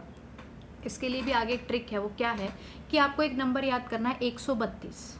ठीक है, 132 आपको याद करना है, 132। वो क्या है, 1 mode is equal to 3 median minus 2 mean. ये है आपके रिलेशन, मीन, मीडियन, मॉड और 132, 1, 3, 2, मीन, मीडियन, मॉड। ठीक है, बीच में माइनस कर देना, ये आपका फॉर्मूला है। ठीक है, तो आपको इसको याद कर लो। कई क्वेश्चंस ना रिपीट हुए हैं, कई क्वेश्चन रिपीट हो रखे हैं, तो मैं एक एक बार करा रही हूँ, बार बार थोड़ी ना उठा उठा के बताऊँगी ये इस साल आया था, इस साल आया था। तो ये इस टाइप का जो ये पैटर्न है, इस फॉर्मूले पे बिहाफ क्वेश्चन पूछा गया है बार बार, तो आप इसको याद कर लो। ठीक है, मॉड, मीडियन और मीन में ये रिलेशन होती है। अब आपको क्या दे रखा है, मुझे बताओ आपको दे क्या रखा है।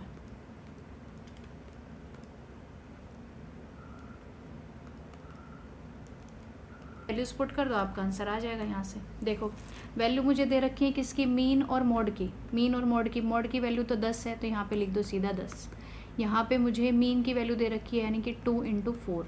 यहाँ पे मुझे क्या निकालना है, 3 मॉड निकालना है, सॉरी 3 मीडियन निकालना है। तो मीडियन निकाल दो यहाँ से सीधा सीधा। 10 + 8 इज इक्वल टू 3 मीडियन, यानी कि मीडियन की वैल्यू मेरे पास कितनी आ गई, यहाँ से सीधा सीधा 18/3 करोगे तो आपके आंसर आ जाएगा 6। ठीक है, आंसर याद कर लेना फॉर्मूला 132 मीन, मीडियन, मॉड, या मोड, मीडियन, मीन, ऐसे याद कर लो, उल्टा याद कर लो कि एक नंबर मेरा 132 है, और जब हम मोड, मीडियन और फिर उससे पहले निकाला था मीन, तो बीच में माइनस आ रहा है बस। अब इसके बाद नेक्स्ट आपका क्वेश्चन है कि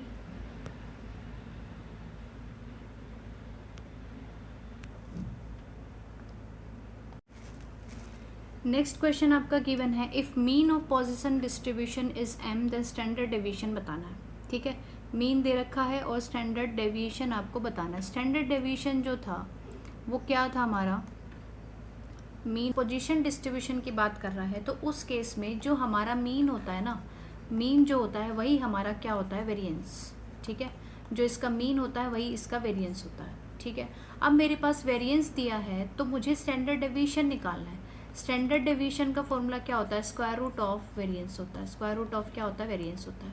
अब वेरिएंस इसने क्या दे रखा है, m दे रखा है, मतलब मीन दे रखा है, वही वेरिएंस है, वही मेरा m है, तो स्टैंडर्ड डेविएशन का फॉर्मूला स्क्वायर रूट m आ जाएगा, सीधा सीधा। ठीक है, अगर आपको ये भी कुछ भी नहीं पता है एग्ज़ाम में कि पोजीशन डिस्ट्रीब्यूशन क्या है या कुछ भी चीज़, तो आपको इतना तो पता है कि स्टैंडर्ड डेविएशन जो होता है वो स्क्वायर रूट ऑफ वेरिएंस होता है ना, तो आप सीधा स्क्वायर रूट वाला दिख रहा है वो कर दो। ठीक है, थोड़ा सा ना अपना ये वाला दिमाग भी लगाना पड़ता है, अगर क्वेश्चंस नहीं आ रहे समझ में कि क्या करना है, तो थोड़ा सा फॉर्मूले जैसे जिस टाइप के दिख रहे हैं कुछ इस टाइप का भी करना पड़ता है हमें। अब नेक्स्ट क्वेश्चन में आपसे पूछा हुआ है कि मीन डेविएशन बताओ ऑफ द डेटा हमें गिवन है। मीन डेविएशन बताना है अबाउट मीन, अभी हमने फॉर्मूले पढ़े हैं, अबाउट मीन वाले फॉर्मूले अभी हमने पढ़े हैं, तो देख लो आपके क्वेश्चंस आए हुए हैं, मैंने अलग से कुछ नहीं करा रखा। ठीक है, ध्यान से याद कर लेना उन सबको और फिर आपके क्वेश्चन हो जाएंगे। कुछ नहीं है इनमें, कुछ भी नहीं लगना इनमें टाइम, आसान क्वेश्चन है। जो आपके ना वो फंक्शंस वाले, quantity differentiability, integration, differentiation, limit वाले जो क्वेश्चन है वो थोड़े से मुश्किल आते हैं। ठीक है, उनमें से सारे क्वेश्चन आपके ज़रूरी नहीं है कि सारे क्वेश्चन आपके आसानी से हो जाएं, थोड़े से मुश्किल आते हैं। तो आप कोशिश करो कि आप वो वाले क्वेश्चंस को ज़्यादा प्रैक्टिस करने की कोशिश करो जो आसानी से हो रहे हैं, जो फॉर्मूला बेस्ड क्वेश्चन है, जिनमें ज़्यादा बुद्धि नहीं लगानी पड़ती हमें। ठीक है, क्योंकि एग्जाम में हमारे पास हमारा प्रेशर हो जाता है माइंड पे, हम ज़्यादा बुद्धि नहीं लगा पाते हैं। ठीक है जी, चलो, तो मीन डेविएशन मुझे निकालना है फ्रॉम द मीन। सबसे पहले आपको इनका मीन निकालना पड़ेगा। इनका मीन निकालने के लिए सीधा सीधा डेटा गिवन है, सबको जोड़ दो। सबको जोड़ दो, क्या आएगा, 2 + 9 + 9 + 3 + 6 + 9 + 4। ठीक है, अब टोटल नंबर्स कितने हैं हमारे बताओ, 1 2 3 4 5 6 7, 7 नंबर है। मैंने ज़्यादा तो नहीं लिख दिए, हाँ मैंने 1 9 ज़्यादा लिख दिया यहाँ पे। ठीक है, अब इनको ऐड कर लो और ऐड करके इसको 7 से डिवाइड कर दो। ये आपका कितना आ जाएगा, ये आपका मीन आ जाएगा, मतलब x बार आ जाएगा। तो x बार कितना आ रहा है देखो, 6 और 4 10 हो रहे, और 3 4 42, 7 से भाग करेंगे तो 7 6 42, 6 आ जाएगा।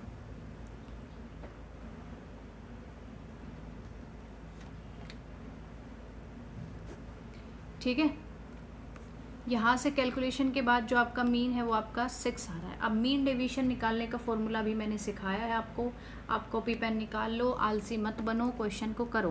क्वेश्चन करने का तरीका है 1/n समीशन करना हमें mod of xi minus x बार का। ठीक है, mod of xi minus x बार करना है, 1/n कितना है, 1/7 है।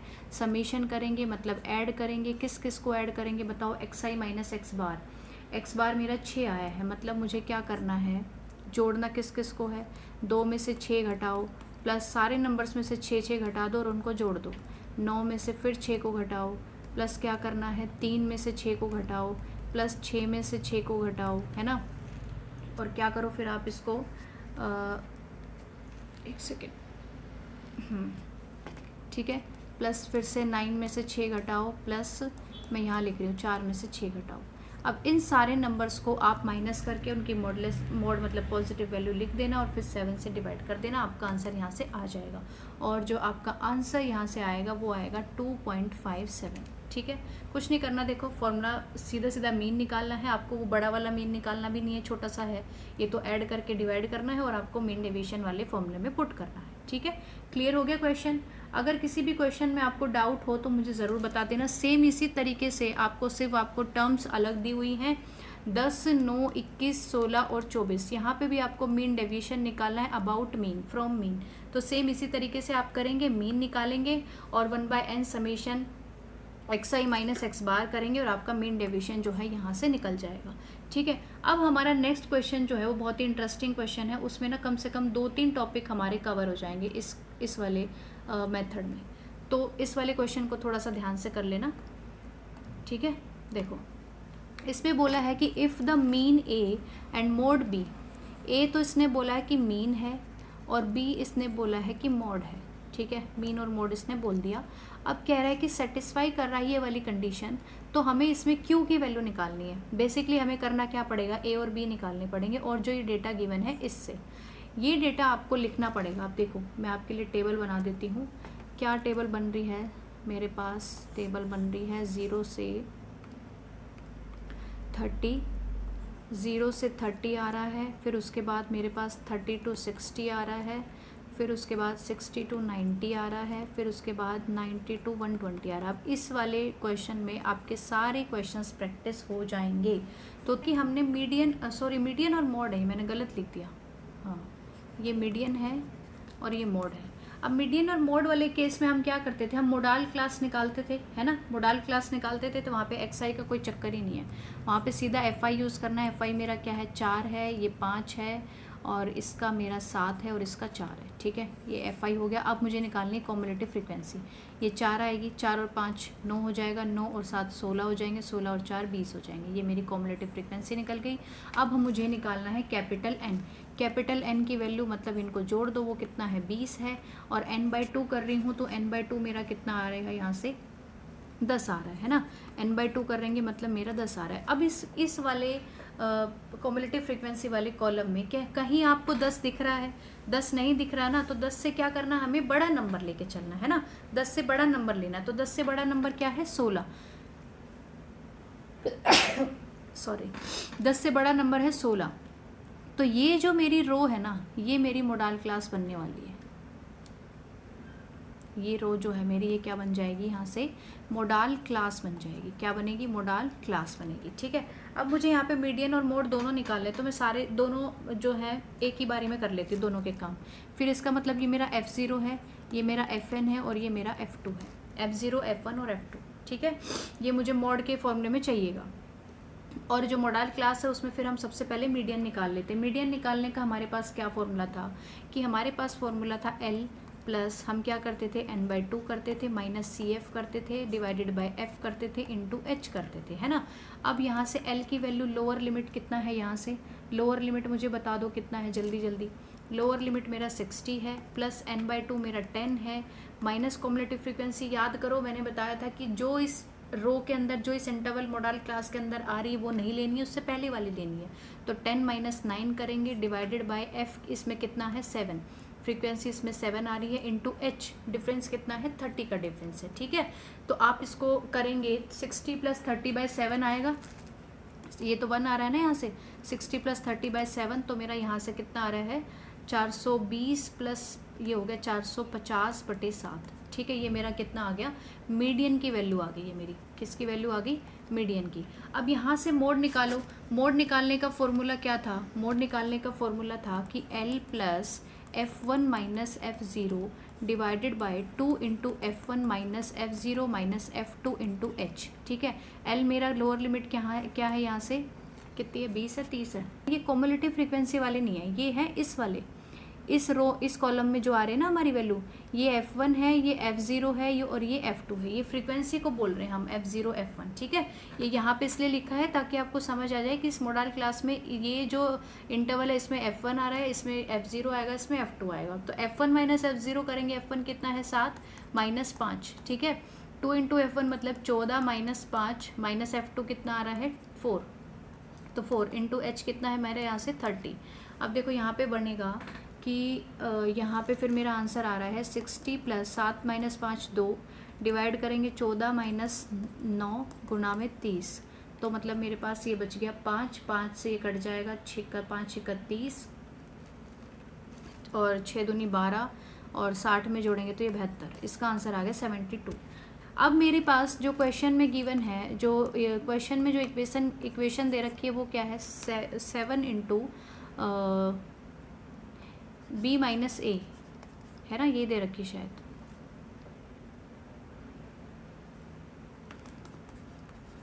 अब क्वेश्चन में आपको ये वाली इक्वेशन दे रखी है, ठीक है। क्वेश्चन में आपको ये इक्वेशन दे रखी है कि आपको इसकी वैल्यू निकालनी Q की। तो B की वैल्यू मेरे पास कितनी आई है 42, और A की वैल्यू 450/7 आई है, ठीक है, इंटू 7 = 6 Q करना है हमें, ठीक। अब यहाँ से आप इसको सॉल्व कर लो, 7 इंटू 7 है तो 7 से 7 कैंसिल हो जाएगा, ये 6 क्यू है तो मतलब क्यू की वैल्यू यहाँ से कितनी आ जाएगी 54/6 यानी 9 आ जाएगी, 6 9 54। तो आंसर मेरा यहाँ से 9 आ रहा है। अब एक ही क्वेश्चन में आपको दोनों चीज़ें समझ में आ गई। इस क्वेश्चन में ये थोड़ा लेंदी क्वेश्चन था, इसमें मीन और मीडियन और मोड दोनों निकालने थे। तो कई बार आपको क्वेश्चन ऐसा भी दिया जा सकता है जहाँ पे आपको सीधा सीधा मीडियन निकालना है, तो आपको समझ आना चाहिए। इस क्वेश्चन से आपकी प्रैक्टिस हो जाएगी कि मीडियन कैसे निकालना है, मोड कैसे निकालना है, अगर आपको इस टाइप से इंटरवल गिवन है तो। ठीक है, तो आप इसको ज़रूर कर लेना। ज़रूरी नहीं है कि इतना लेंदी आए पेपर में, हो सकता है कि थोड़ा सा शॉर्ट में भी आ जाए। ठीक है, किसी एक के बारे में ही पूछ ले, या फिर हो सकता है कि मोडाल क्लास पूछ ले, या फिर मीडियन पूछ ले, या फिर मोड पूछ ले, तो आपको सिर्फ फॉर्मूला ही तो लगाना है। तो आपको एक बार ये मोडाल क्लास कैसे निकालते हैं, F0 F1 F2 क्या होता है, कम्युलेटिव फ्रीक्वेंसी कैसे निकालते हैं, और फॉर्मूले में कौन सी कम्युलेटिव फ्रीक्वेंसी लेते हैं, वो सब आपको याद करना है। ठीक है, चलो अब आपके स्टैटिस्टिक्स के क्वेश्चन जो हैं कुछ इसी टाइप के आते हैं, बस फॉर्मूला बेस्ड क्वेश्चन आते हैं। मैंने आपके 2020 से जो 24 तक के क्वेश्चन थे वो प्रैक्टिस करा दिए हैं। कुछ कुछ क्वेश्चंस जो है ना वो रिपीट हो रहे हैं। ठीक है, जैसे मोड निकालना था, अभी हमने लास्ट एक क्वेश्चन करा था मोड निकालने का, तो वो क्वेश्चन रिपीट हो रहा है सेम कि मोड निकालो मोड निकालो। Median standard mean deviation about mean निकालो, तो वो भी रिपीट हो रहा है। तो आप इस टाइप के क्वेश्चन जो है एक बार प्रैक्टिस कर लोगे तो वहाँ पे भी आपके आसानी से हो जाएंगे। अब हम नेक्स्ट टॉपिक पढ़ेंगे प्रोबेबिलिटी। ठीक है, प्रोबेबिलिटी पढ़ेंगे। चलो अब प्रोबेबिलिटी के भी सारे क्वेश्चन आप प्रैक्टिस कर लेना। और सबसे पहले ना हम प्रोबेबिलिटी में क्या पढ़ते हैं कि प्रोबेबिलिटी निकालते कैसे, पहले वो समझ लेते हैं। मैं थोड़ा सा और समझा देती हूँ आपको, फिर उसके बाद करती हूँ। देखो प्रोबेबिलिटी निकालने का मतलब क्या है। अब थोड़ी बहुत तो प्रोबेबिलिटी आपको आती ही होगी कि हम कैसे निकालते हैं। अगर हमें किसी इवेंट की प्रोबेबिलिटी निकालनी है, किसी इवेंट की प्रोबेबिलिटी निकालनी है, हमें चेक करना है कि प्रोबेबिलिटी क्या आएगी, तो उस केस में क्या होता है कि हमारा जो फेवरेबल आउटकम है, फेवरेबल आउटकम कहने का मतलब कि अगर आपने एक कॉइन, एक सिक्का उछाला और आपको चेक करना है कि नंबर ऑफ हेड आने की हेड आने की पॉसिबिलिटी या प्रोबेबिलिटी क्या है, तो जो हमारा फेवरेबल जो हमारा इवेंट होगा, फेवरेबल जो मेरा इवेंट है या फेवरेबल आउटकम है, वो मेरी क्या है, हेड आने की प्रोबेबिलिटी है ना। तो ऊपर हम क्या लिखते हैं, नंबर ऑफ क्या लिखते हैं, फेवरेबल आउटकम्स। ठीक है, और उसको डिवाइड किससे कर देते हैं, टोटल नंबर ऑफ आउटकम्स, मतलब कितनी आउटकम्स आ रही हैं।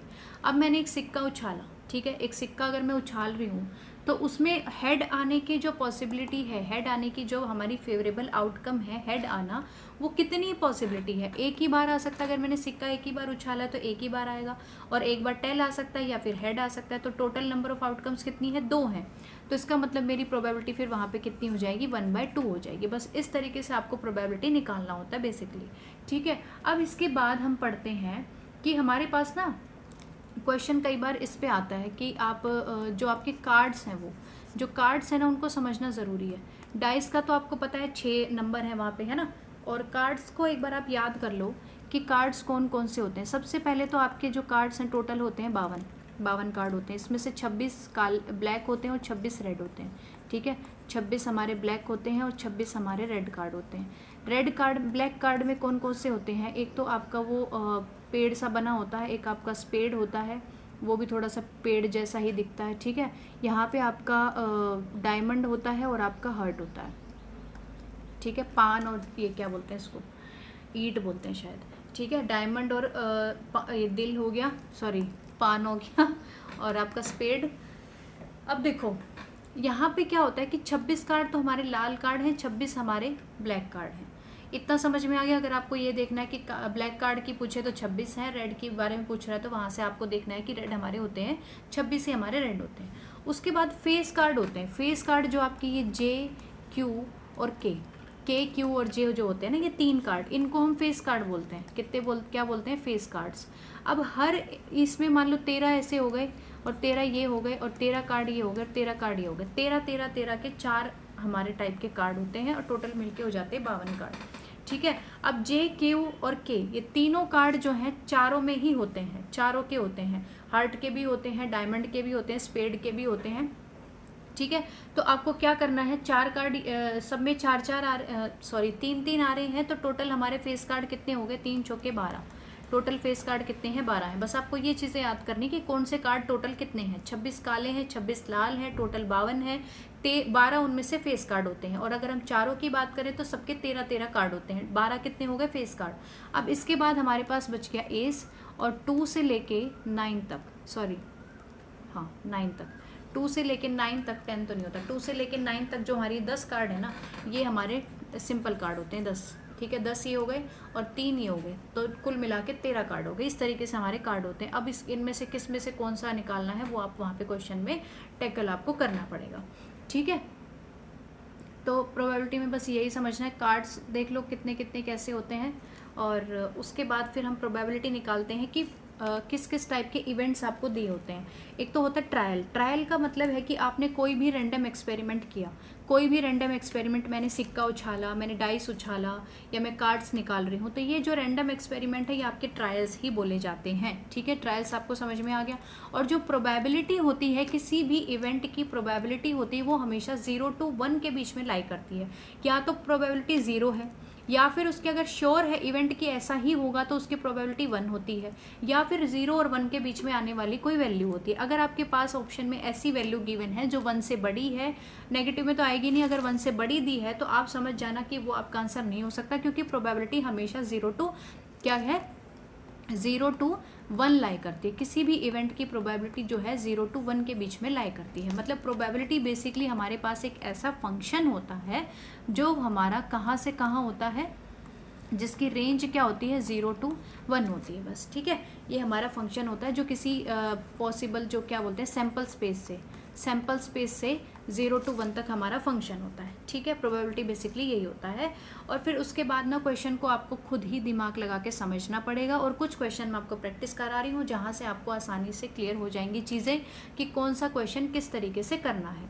अब इसके बाद आप समझो कि म्यूचुअली एक्सक्लूसिव इवेंट्स क्या होते हैं। म्यूचुअली एक्सक्लूसिव इवेंट्स ऐसे इवेंट्स, मान लो कि आपका एक इवेंट अकर करा तो उस इवेंट की वजह से दूसरे इवेंट पे कोई भी इफेक्ट ना पड़े, ठीक है, वो हमारे क्या होते हैं, म्यूचुअली एक्सक्लूसिव इवेंट। यानी कि अगर मैं probability of A intersection B निकाल रही हूँ तो वो मेरा क्या आना चाहिए, 5 आना चाहिए, ठीक है। उन दोनों इवेंट्स के बीच में जो इंटरसेक्शन है वो आपका क्या आएगा, 5 आएगा। मतलब ए इंटरसेक्शन बी जो है मेरा कितना आ रहा है, 5 आ रहा है। प्रोबेबिलिटी निकालूंगी तो 0 आएगा, ठीक है। ए इंटरसेक्शन बी 5 है और अगर इसकी प्रोबेबिलिटी देखूंगी तो 0 आएगा। प्रोबेबिलिटी ऑफ 5 0 ही होता है। अब इसके बाद अगर आपके पास म्यूचुअली एक्सक्लूसिव इवेंट्स हैं तो उसका मतलब ये हुआ कि अगर आपको ए यूनियन बी निकालना पड़े उस केस में तो आप क्या करेंगे, सीधा सीधा अगर आपको probability of A union B निकालना है और बोल रहा है कि जो आपका इवेंट ए और बी है वो दोनों म्यूचुअली एक्सक्लूसिव इवेंट्स हैं, तो आपको क्या करना है, सीधा सीधा प्रोबेबिलिटी ऑफ ए करेंगे प्लस प्रोबेबिलिटी ऑफ बी कर देंगे।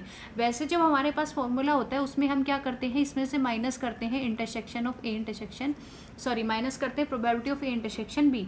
लेकिन यहाँ पे म्यूचुअली एक्सक्लूसिव इवेंट्स है तो इसकी हमें बातें नहीं करनी, इसकी प्रोबेबिलिटी सीधा सीधा 0 होती है, तो सीधा आंसर हमारा यहाँ से ये आ जाएगा, ठीक है।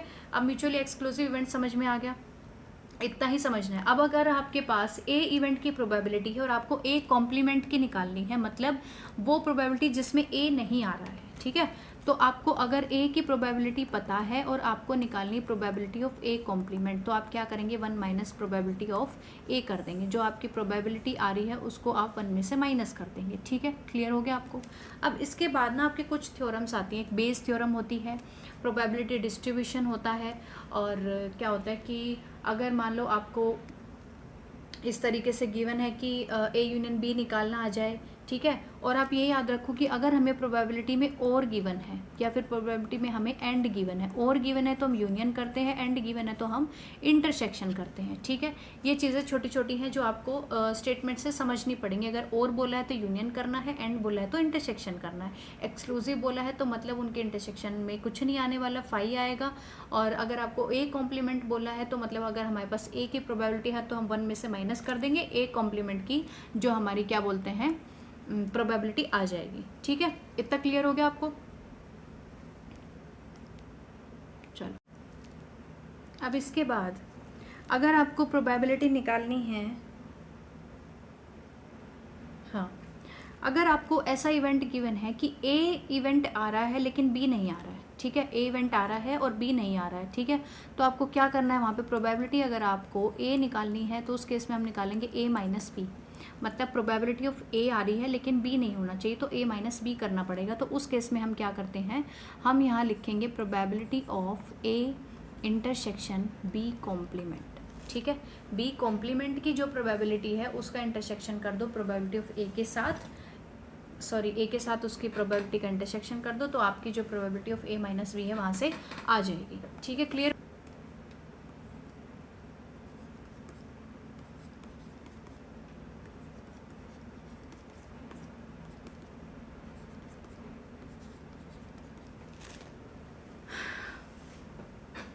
तो डी मॉर्गन्स लॉ को हम किस तरीके से समझेंगे कि अगर आपको ई इंटरसेक्शन एफ का कॉम्प्लीमेंट करना है तो हम क्या करेंगे, E complement union F complement कर देंगे। अगर ई यूनियन एफ का कॉम्प्लीमेंट करना है तो सीधा सीधा आपको कुछ नहीं करना, जो भी चीज़ें गिवन है ना उनका सबका कॉम्प्लीमेंट कर दो, ई का कॉम्प्लीमेंट कर दो, एफ का कॉम्प्लीमेंट कर दो और यूनियन का उल्टा इंटरसेक्शन कर दो, बस ये आपका डी मॉर्गन्स लॉ होता है। ठीक है, अब देखो अगर आपके पास आपको प्रोबेबिलिटी निकालनी है, अगर आपको प्रोबेबिलिटी निकालनी है ई इंटरसेक्शन एफ कॉम्प्लीमेंट की, ठीक है, तो इस केस में आप क्या करेंगे, इस केस में हम क्या करेंगे, प्रोबेबिलिटी ऑफ ई लिखेंगे, उसमें से माइनस क्या कर देंगे, probability of E intersection F. इसका मतलब बेसिकली हमें क्या करना है, ई हमारे पास एक इवेंट है ई और दूसरा इवेंट है एफ, और एफ कॉम्प्लीमेंट और ई के बीच में इंटरसेक्शन क्या आ रहा है, मतलब दोनों में कॉमन क्या आ रहा है, उसकी प्रोबेबिलिटी अगर हमें निकालनी है तो हम क्या करेंगे, जो प्रोबेबिलिटी ऑफ ई है वो लेंगे, पूरी में से हम क्या माइनस कर देंगे, जो ई और एफ के बीच में कॉमन आ रहा है वो, एफ कॉम्प्लीमेंट कर रहे हैं, एफ के बीच में और ई के बीच में जो भी आपका कॉमन आ रहा है उसको माइनस कर दो, तो आपके पास इन दोनों के इंटरसेक्शन की प्रोबेबिलिटी आ जाएगी। ठीक है,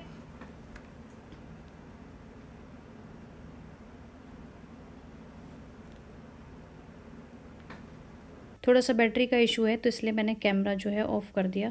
तो आपको क्या करना है कि इसमें बोल रखा है, मैं आप जितने क्वेश्चन कराऊंगी ना सबके साथ इनके फॉर्मूले भी आपको इस साथ साथ रिवाइज करा दूंगी। तो देखो प्रोबेबिलिटी ऑफ ए दे रखा है, प्रोबेबिलिटी ऑफ बी दे रखा है, हमें निकालना है probability of A bar intersection B bar. ठीक है, ये मुझे निकालना है। तो इसका मतलब, और इसने बोला है कि दोनों इवेंट्स क्या है, म्यूचुअली एक्सक्लूसिव इवेंट्स हैं, म्यूचुअली एक्सक्लूसिव इवेंट्स हैं। तो इसका मतलब क्या हुआ कि पी इंटरसेक्शन ये कितनी आएगी, ज़ीरो आएगी, ए इंटरसेक्शन बी की ज़ीरो आएगी। मुझे निकालना है ए बार और बी बार का इंटरसेक्शन।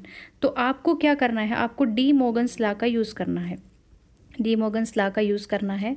इसका मतलब ये प्रोबेबिलिटी किसकी है कि नाइदर ए और नाइदर बी, नाइदर ए और नाइदर बी का इंटरसेक्शन है, nor B, sorry neither A nor B का इंटरसेक्शन है।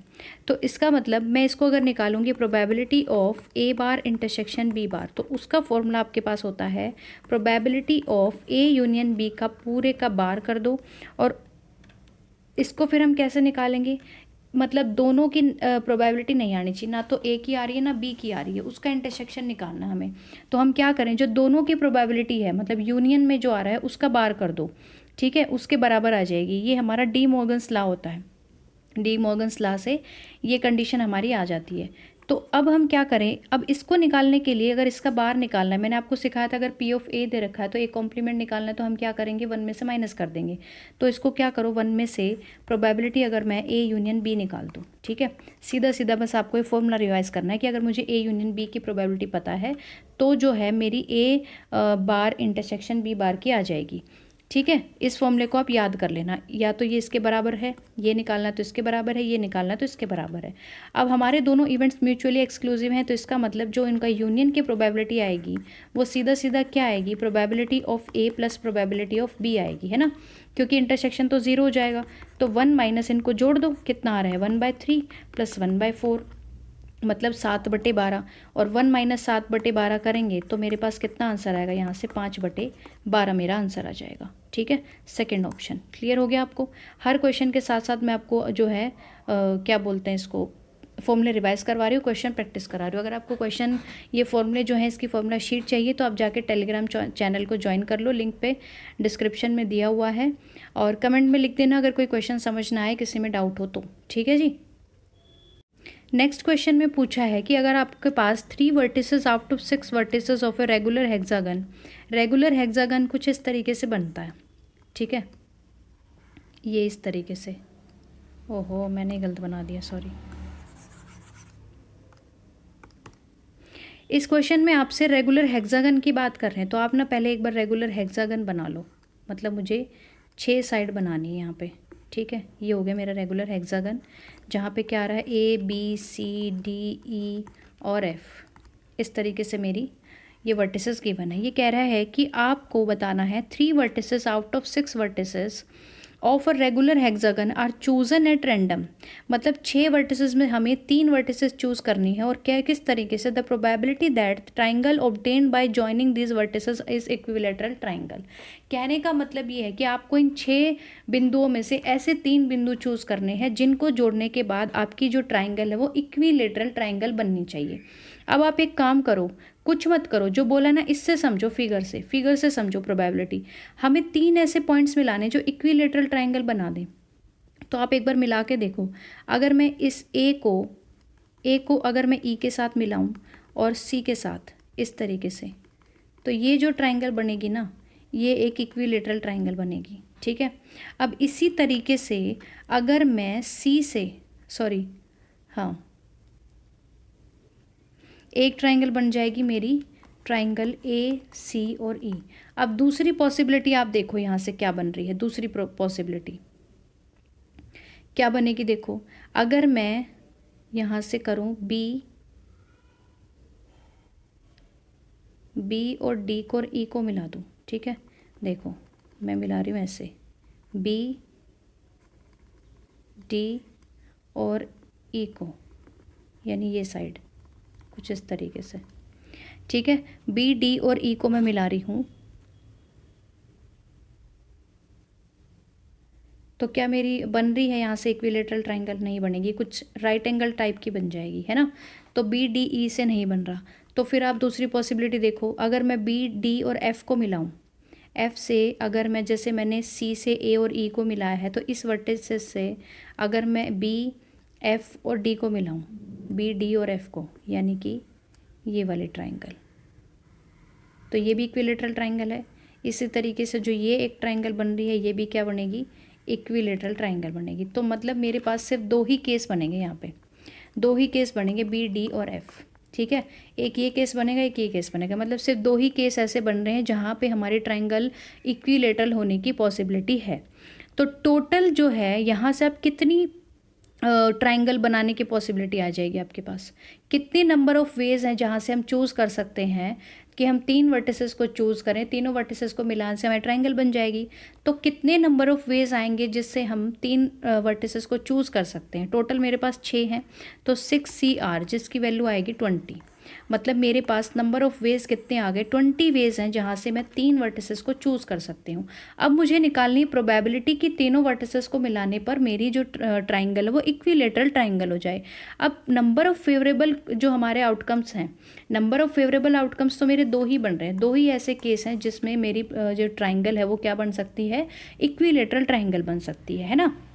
अब इक्विलेटरल ट्राइंगल बन सकती है, तो 2 को प्रोबेबिलिटी निकालनी, तो क्या करेंगे, 2/20 कर देंगे, ठीक है। टोटल मेरी ट्राइंगल बनने की कितनी है, आउटकम्स 20 हैं, और फेवरेबल कितनी है, 2 है। तो मतलब मेरा आंसर कितना आ गया, यहाँ से 1/10 मेरा आंसर आ गया, ठीक है। क्लियर हो गया क्वेश्चन आपको?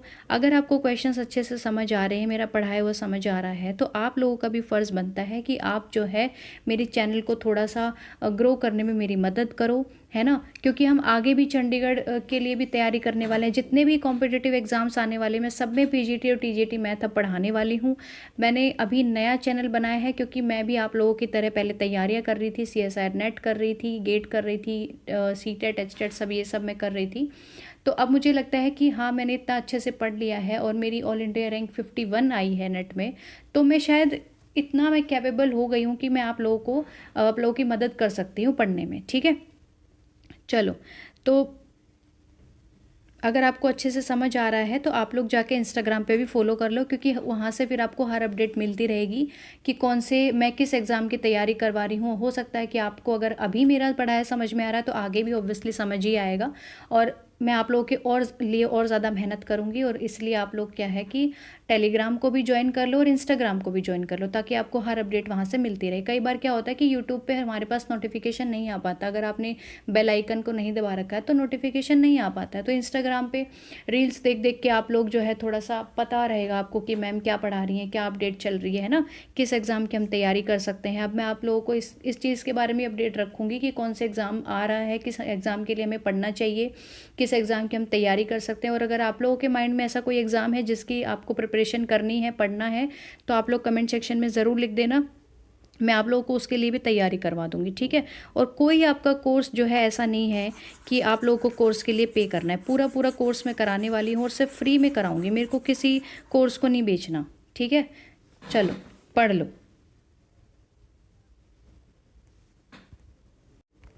नेक्स्ट क्वेश्चन हमारा है कि 10 कॉइन्स हमें एक साथ टॉस करे गए हैं और प्रोबेबिलिटी निकालनी ऑफ गेटिंग एटलीस्ट 7 हेड, ठीक है। एटलीस्ट 7 हेड का मतलब ये होता है कि या तो 7 हेड आ रहे हैं, या 8 आ रहे हैं, या 9 आ रहे हैं, या फिर 10 आ रहे हैं। टोटल हमने 10 कॉइन करें तो 10 के 10 कॉइन पे हेड आ जाएं, ठीक है। तो एटलीस्ट 10 आने की प्रोबेबिलिटी क्या होगी? एटलीस्ट 7 हेड्स आने की प्रोबेबिलिटी कैसे निकालेंगे? मतलब प्रोबेबिलिटी डिस्ट्रीब्यूशन पढ़ने का, यहाँ पे प्रोबेबिलिटी डिस्ट्रीब्यूशन इस तरीके से करते हैं कि हम सारे प्रोबेबिलिटी को ऐड करते हैं।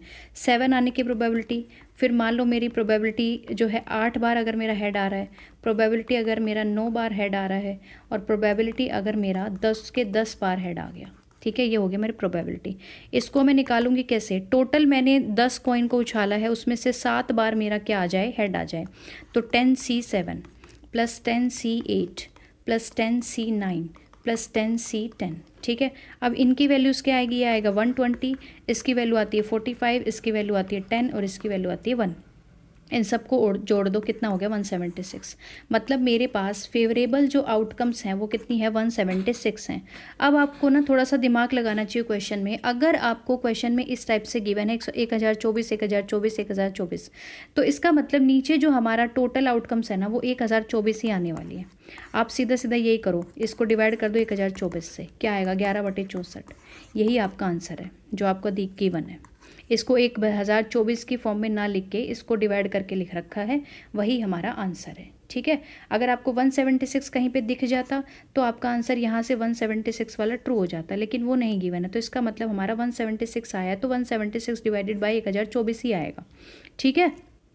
चलो नेक्स्ट क्वेश्चन में हमसे पूछा है, बैटरी तो बिल्कुल जाने वाली। नेक्स्ट क्वेश्चन में हमसे पूछा था probability of shooter hitting a target 3/4, how many minimum number of times he and she fires so that the probability of hitting the target at least once is more than 0.99।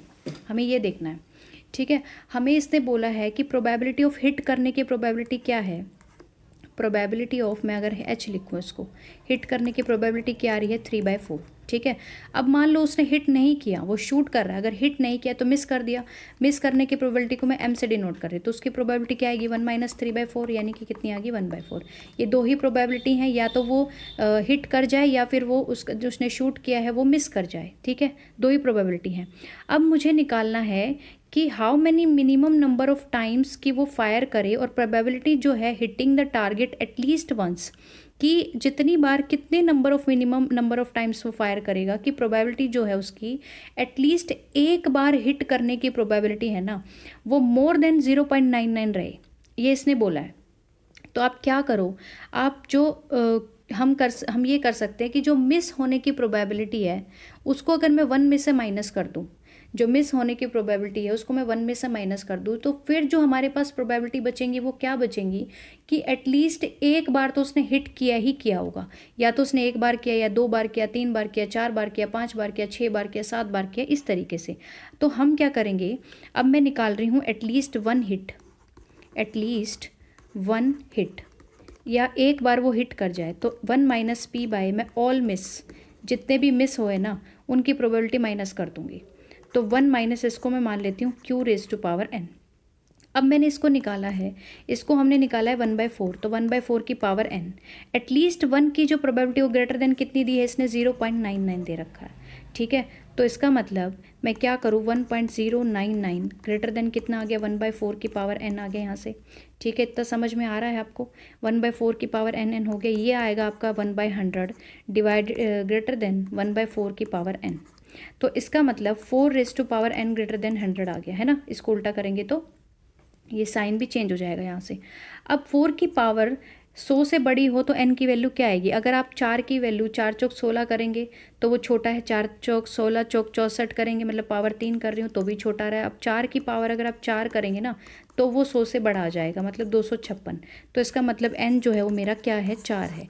तो इसका कहने का मतलब minimum number of times वो कितनी बार वो fire करेगा, मतलब 4 बार, मिनिमम नंबर ऑफ 4 बार वो फायर करेगा कि इसकी जो probability hitting the target at least once जो है वो ज़्यादा रहेगी 0.99 से।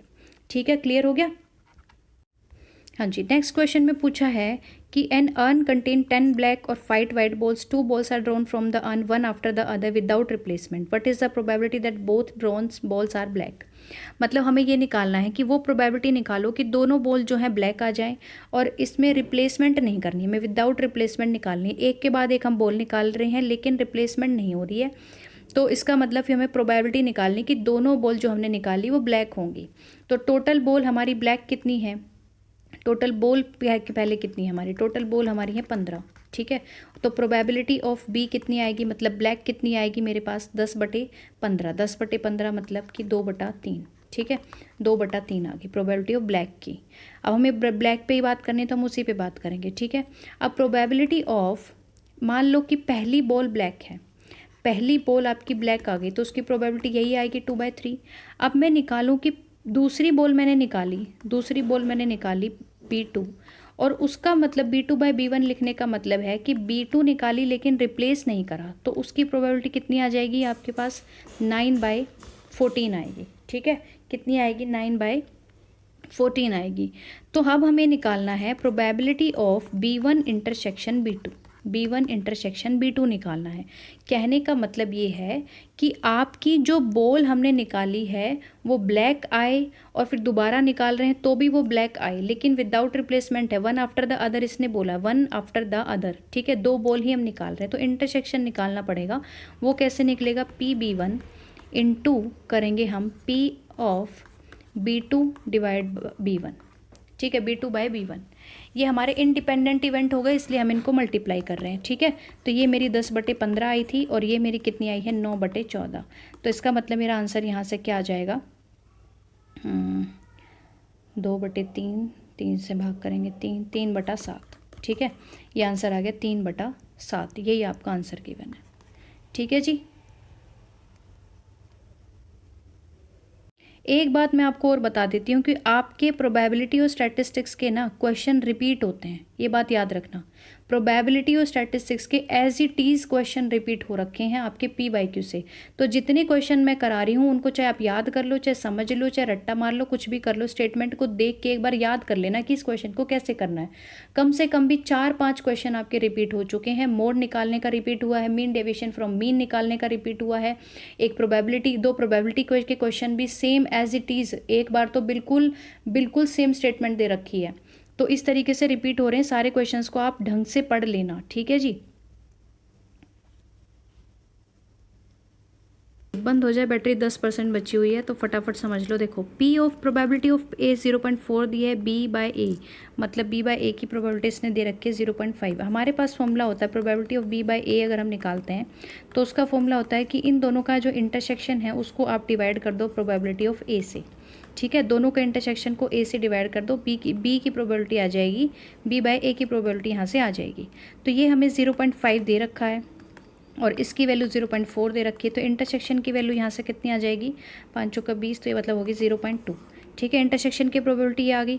हमें निकालना है A बार यूनियन B बार, तो फिर से डी मॉर्गन्स लॉ यहाँ हमें यूज़ करेंगे। यहाँ पे हमने एक और क्वेश्चन में यूज़ करा था यूनियन B बार। इसका मतलब ये है कि आप इंटरसेक्शन इस पूरे का बार कर दो, इसी के बराबर आएगा। ठीक है, इसका बार और इसका यूनियन के बराबर, तो इसको मैं निकालूंगी तो 1 - A इंटरसेक्शन B की प्रोबेबिलिटी आ जाएगी और वो हमारे पास कितनी आई है, 0.2, मतलब मेरा आंसर आ गया 0.8। ठीक है, क्लियर हो गया आपको। नेक्स्ट क्वेश्चन देखो, नेक्स्ट क्वेश्चन में पूछा है ये वाला, 3 fair cubical dice are thrown simultaneously. The probability that the 3 dice have the same number of dots on the face showing up is, मतलब हमें ये बताना है कि हमने क्यूबिकल डाइस जो हैं वो करी हैं, थ्रोन करी हैं, ठीक है। 3 फेयर क्यूबिकल डाइस, 3 बार हमने डाइस को उछाला है और प्रोबेबिलिटी निकालने की तीनों डाइस पे सेम नंबर ऑफ डॉट्स आ रहे हैं। सेम नंबर ऑफ डॉट्स आने का मतलब कि 1 1 1 आ रहा है, 2 2 2 आ रहा है, कुछ इस टाइप के। तो ये कहाँ तक आएंगे 6, 6, 6, ठीक है। टोटल फेवरेबल आउटकम्स मेरे यहाँ से कितने हो जाएंगे 6, और 3 बार डाइस उछाली हैं तो टोटल नंबर ऑफ मेरी प्रोबेबिलिटी कितनी आएंगी 6 × 6 × 6 मतलब 216। टोटल फेवरेबल हैं 6 और टोटल नंबर ऑफ प्रोबेबिलिटी है 216, तो मतलब 1/36। कुछ नहीं करना था इस क्वेश्चन में, तो ठीक है, समझ आ गया। अब देखो नेक्स्ट क्वेश्चन आपका क्या गिवन है, ये वाला। ये दोनों क्वेश्चन आपके सेम हैं, बिल्कुल सेम क्वेश्चन आपको दे रखे हैं। दोनों क्वेश्चन के स्टेटमेंट पढ़ लो एक बार क्या है। फर्स्ट क्वेश्चन में आपको बोला है कि a man known to speak truth 3 out of 4 time and he throws a die and report it is a 6। Same यही स्टेटमेंट इसमें गिवन है। रिपीटिंग क्वेश्चन है तो आप एक बार ज़रूर समझ लेना, हो सकता है कि फिर से कोई क्वेश्चन रिपीट कर जाए, तो एक बार समझ लो। दोनों क्वेश्चन को सेम ही तरीके से करना है, बिल्कुल एग्जैक्टली सेम। मुझे ऑप्शंस में थोड़ा डिफरेंस दे रखा है, बाकी स्टेटमेंट बिल्कुल सेम है, ठीक है। तो चलो यहाँ से हम कैसे निकालेंगे, यहाँ पे हमें यूज़ करना पड़ेगा बेस थ्योरम को। बेस थ्योरम को हमें यूज़ करना पड़ेगा। कैसे, देखो हमें निकालना है कि वो 3 बार, 4 में से 3 बार सच बोल रहा है। और सच क्या बोल रहा है, सच ये बोल रहा है कि प्रोबेबिलिटी जो है 6 की, कि वो 6 आ रहा है। उसने एक डाइस फेंकी, फिर वो बता रहा है कि ये 6 है। दो चीज़ें यहाँ पे कंबाइन कर रखी हैं, ठीक है, दो चीज़ें यहाँ पे कंबाइन कर रखी हैं। पहली बात तो ये कि वो आदमी बोल रहा है कि 6 आ रहा है, और वो उस बात को वो बोल रहा है कि सच है या नहीं है। तो जो वो सच होने की प्रोबेबिलिटी है वो 4 में से 3 बार है, ठीक है, 4 में से 3 बार वो प्रोबेबिलिटी। तो हम कैसे निकालेंगे, यहाँ पे हम लिखेंगे P of A/E E1। First event लिया हमने, ठीक है, फर्स्ट इवेंट लिया कि 4 में से 3 बार वो सच बोल रहा है, तो मतलब मेरे पास प्रोबेबिलिटी कितनी आ गई, 3/4 आ गई। अब मैं निकालूँ कि प्रोबेबिलिटी ऑफ A/E2, मतलब वो सच नहीं बोल रहा है, सच नहीं बोल रहा है, झूठ बोल रहा है, तो उसकी प्रोबेबिलिटी क्या है, 1/4 है, ठीक है। अब हमें निकालना है कि वो सच भी बोल रहा है और सच ये बोल रहा है कि 6 आ रहा है हमारा डाइस फेंकने पे। तो मैं बेस थ्योरम लगाऊंगी यहाँ पे, P ऑफ E1/A निकालूंगी, मतलब कि वो सच बोल रहा है और सच क्या बोल रहा है कि वो 6 आ रहा है। तो इसकी प्रोबेबिलिटी का फॉर्मूला क्या होता है इसका, P of E1 into P of A/E1 करते हैं, डिवाइड किससे करते हैं, P of E1 into P of A/E1 plus P of E2 into P of A/E2, ये इसका फॉर्मूला होता है। अब यहाँ पे आपके पास सबकी वैल्यूज़ दी हैं, 1/6 इंटू 3/4 है इसकी वैल्यू, A/E1 की है ना, A/E1 की वैल्यू क्या आ रही थी, 3/4, 1/4। तो ये क्या हो जाएगा, डिवाइडेड बाय 1/6 इंटू 3/4 करेंगे, प्लस 5/6 इंटू 1/4 करेंगे। आप सोच रहे होगे कि 1/6 कैसे आया, उसने बोला कि 6 आ रहा है, तो टोटल प्रोबेबिलिटी 6 है और आउटकम 1 है, तो 1/6, 6 आने की प्रोबेबिलिटी ये है, ठीक है। मतलब E1 जो हमारा ये है कि पॉसिबिलिटी की E1 मतलब मेरा 6 आ रहा है, वो E1 है। और A जो है वो सच बोल रहा है, उसकी बात कर रहे हैं। B जो है E2 क्या है, A/E2 मतलब वो झूठ बोल रहा है कि 6 नहीं आ रहा। A/E1 का मतलब है कि आदमी सही रिपोर्ट कर रहा है कि 6 आ रहा है। A/E2 का मतलब है कि आदमी गलत बता रहा है कि 6 आ रहा है, ठीक है। सच और झूठ वाली बातें हैं। और प्रोबेबिलिटी ऑफ E1 क्या है कि 6 आ रहा है, उसकी प्रोबेबिलिटी क्या है, 1/6 है, ठीक है। E2 की प्रोबेबिलिटी फिर क्या आएगी कि 6 नहीं आ रहा, 6 ना आने की प्रोबेबिलिटी 1/6 करेंगे तो 5/6 आ जाएगी। बस इसी फॉर्मूले में मैंने सारी वैल्यूज पुट कर दी। यहाँ से आपका आएगा 3/24 और ये 6×24 3/24 और ये हो गया +1, तो ये हो गया 8/24। यहाँ से आएगा 3/8, ये आपका आंसर आ जाएगा 3/8।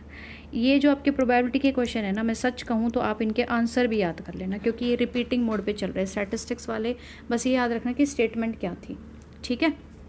अगर आपको ये सारे क्वेश्चंस मेरा पढ़ाया हुआ समझ में आ रहा है, अच्छा लग रहा है, पढ़ के समझ आ रहा है, चीज़ें क्लियर हो रही हैं, वीडियो आपको अच्छी लगे तो लाइक कर देना और चैनल को सब्सक्राइब ज़रूर कर देना, ठीक है। अपने दोस्तों को शेयर कर देना जो आपकी तरह ही पीजीटी की तैयारी कर रहे हैं। लास्ट टाइम में ही प्रोबेबिलिटी स्टैटिस्टिक्स रिवाइज़ करना चाहिए, क्योंकि ये एक ऐसे टॉपिक है कि जो हमारे दिमाग से थोड़ा सा आउट हो जाता है, उनके फॉर्मूले भी थोड़े बड़े हैं, ठीक है। फॉर्मूला शीट जो है मैं टेलीग्राम चैनल पे अपडेट कर दूंगी, आप वहाँ से जाके एक दिन पहले सारे फॉर्मूले याद कर लेना। आज मैं सारे फॉर्मूला शीट वहाँ पे अपडेट करने वाली हूँ, ठीक है जी। Thank you so much.